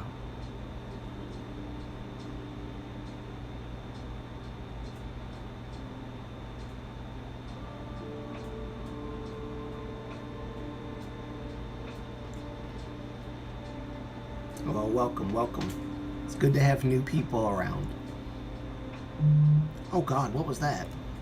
Okay. Okay, I gotta go buy Kylie Jenner.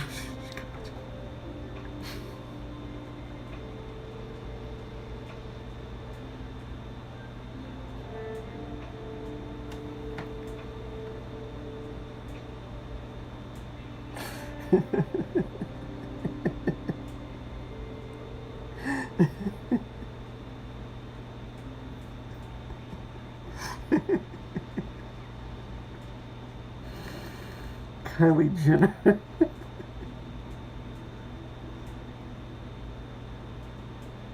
Oh God, Kylie Jenner. Why? Why? Why Kylie Jenner? What is? Why? Why?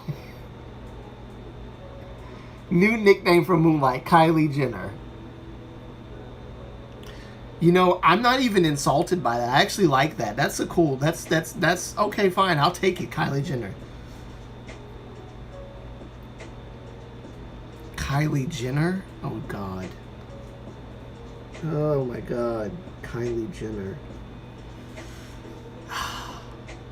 That was the highlight of my day. Kylie Jenner. Thank you for calling me Kylie Jenner. I appreciate that. Kylie Jenner. Jesus. Kylie Jenner. Okay. We can roll with that.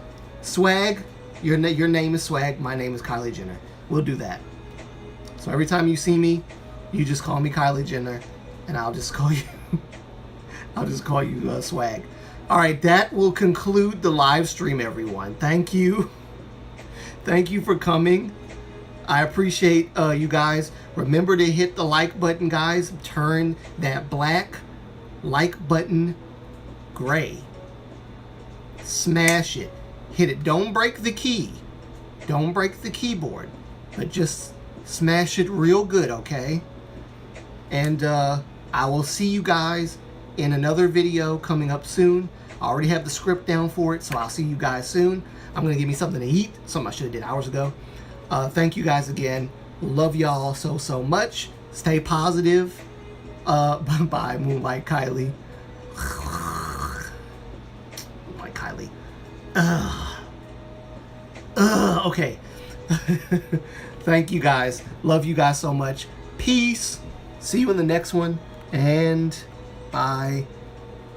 Bye, guys.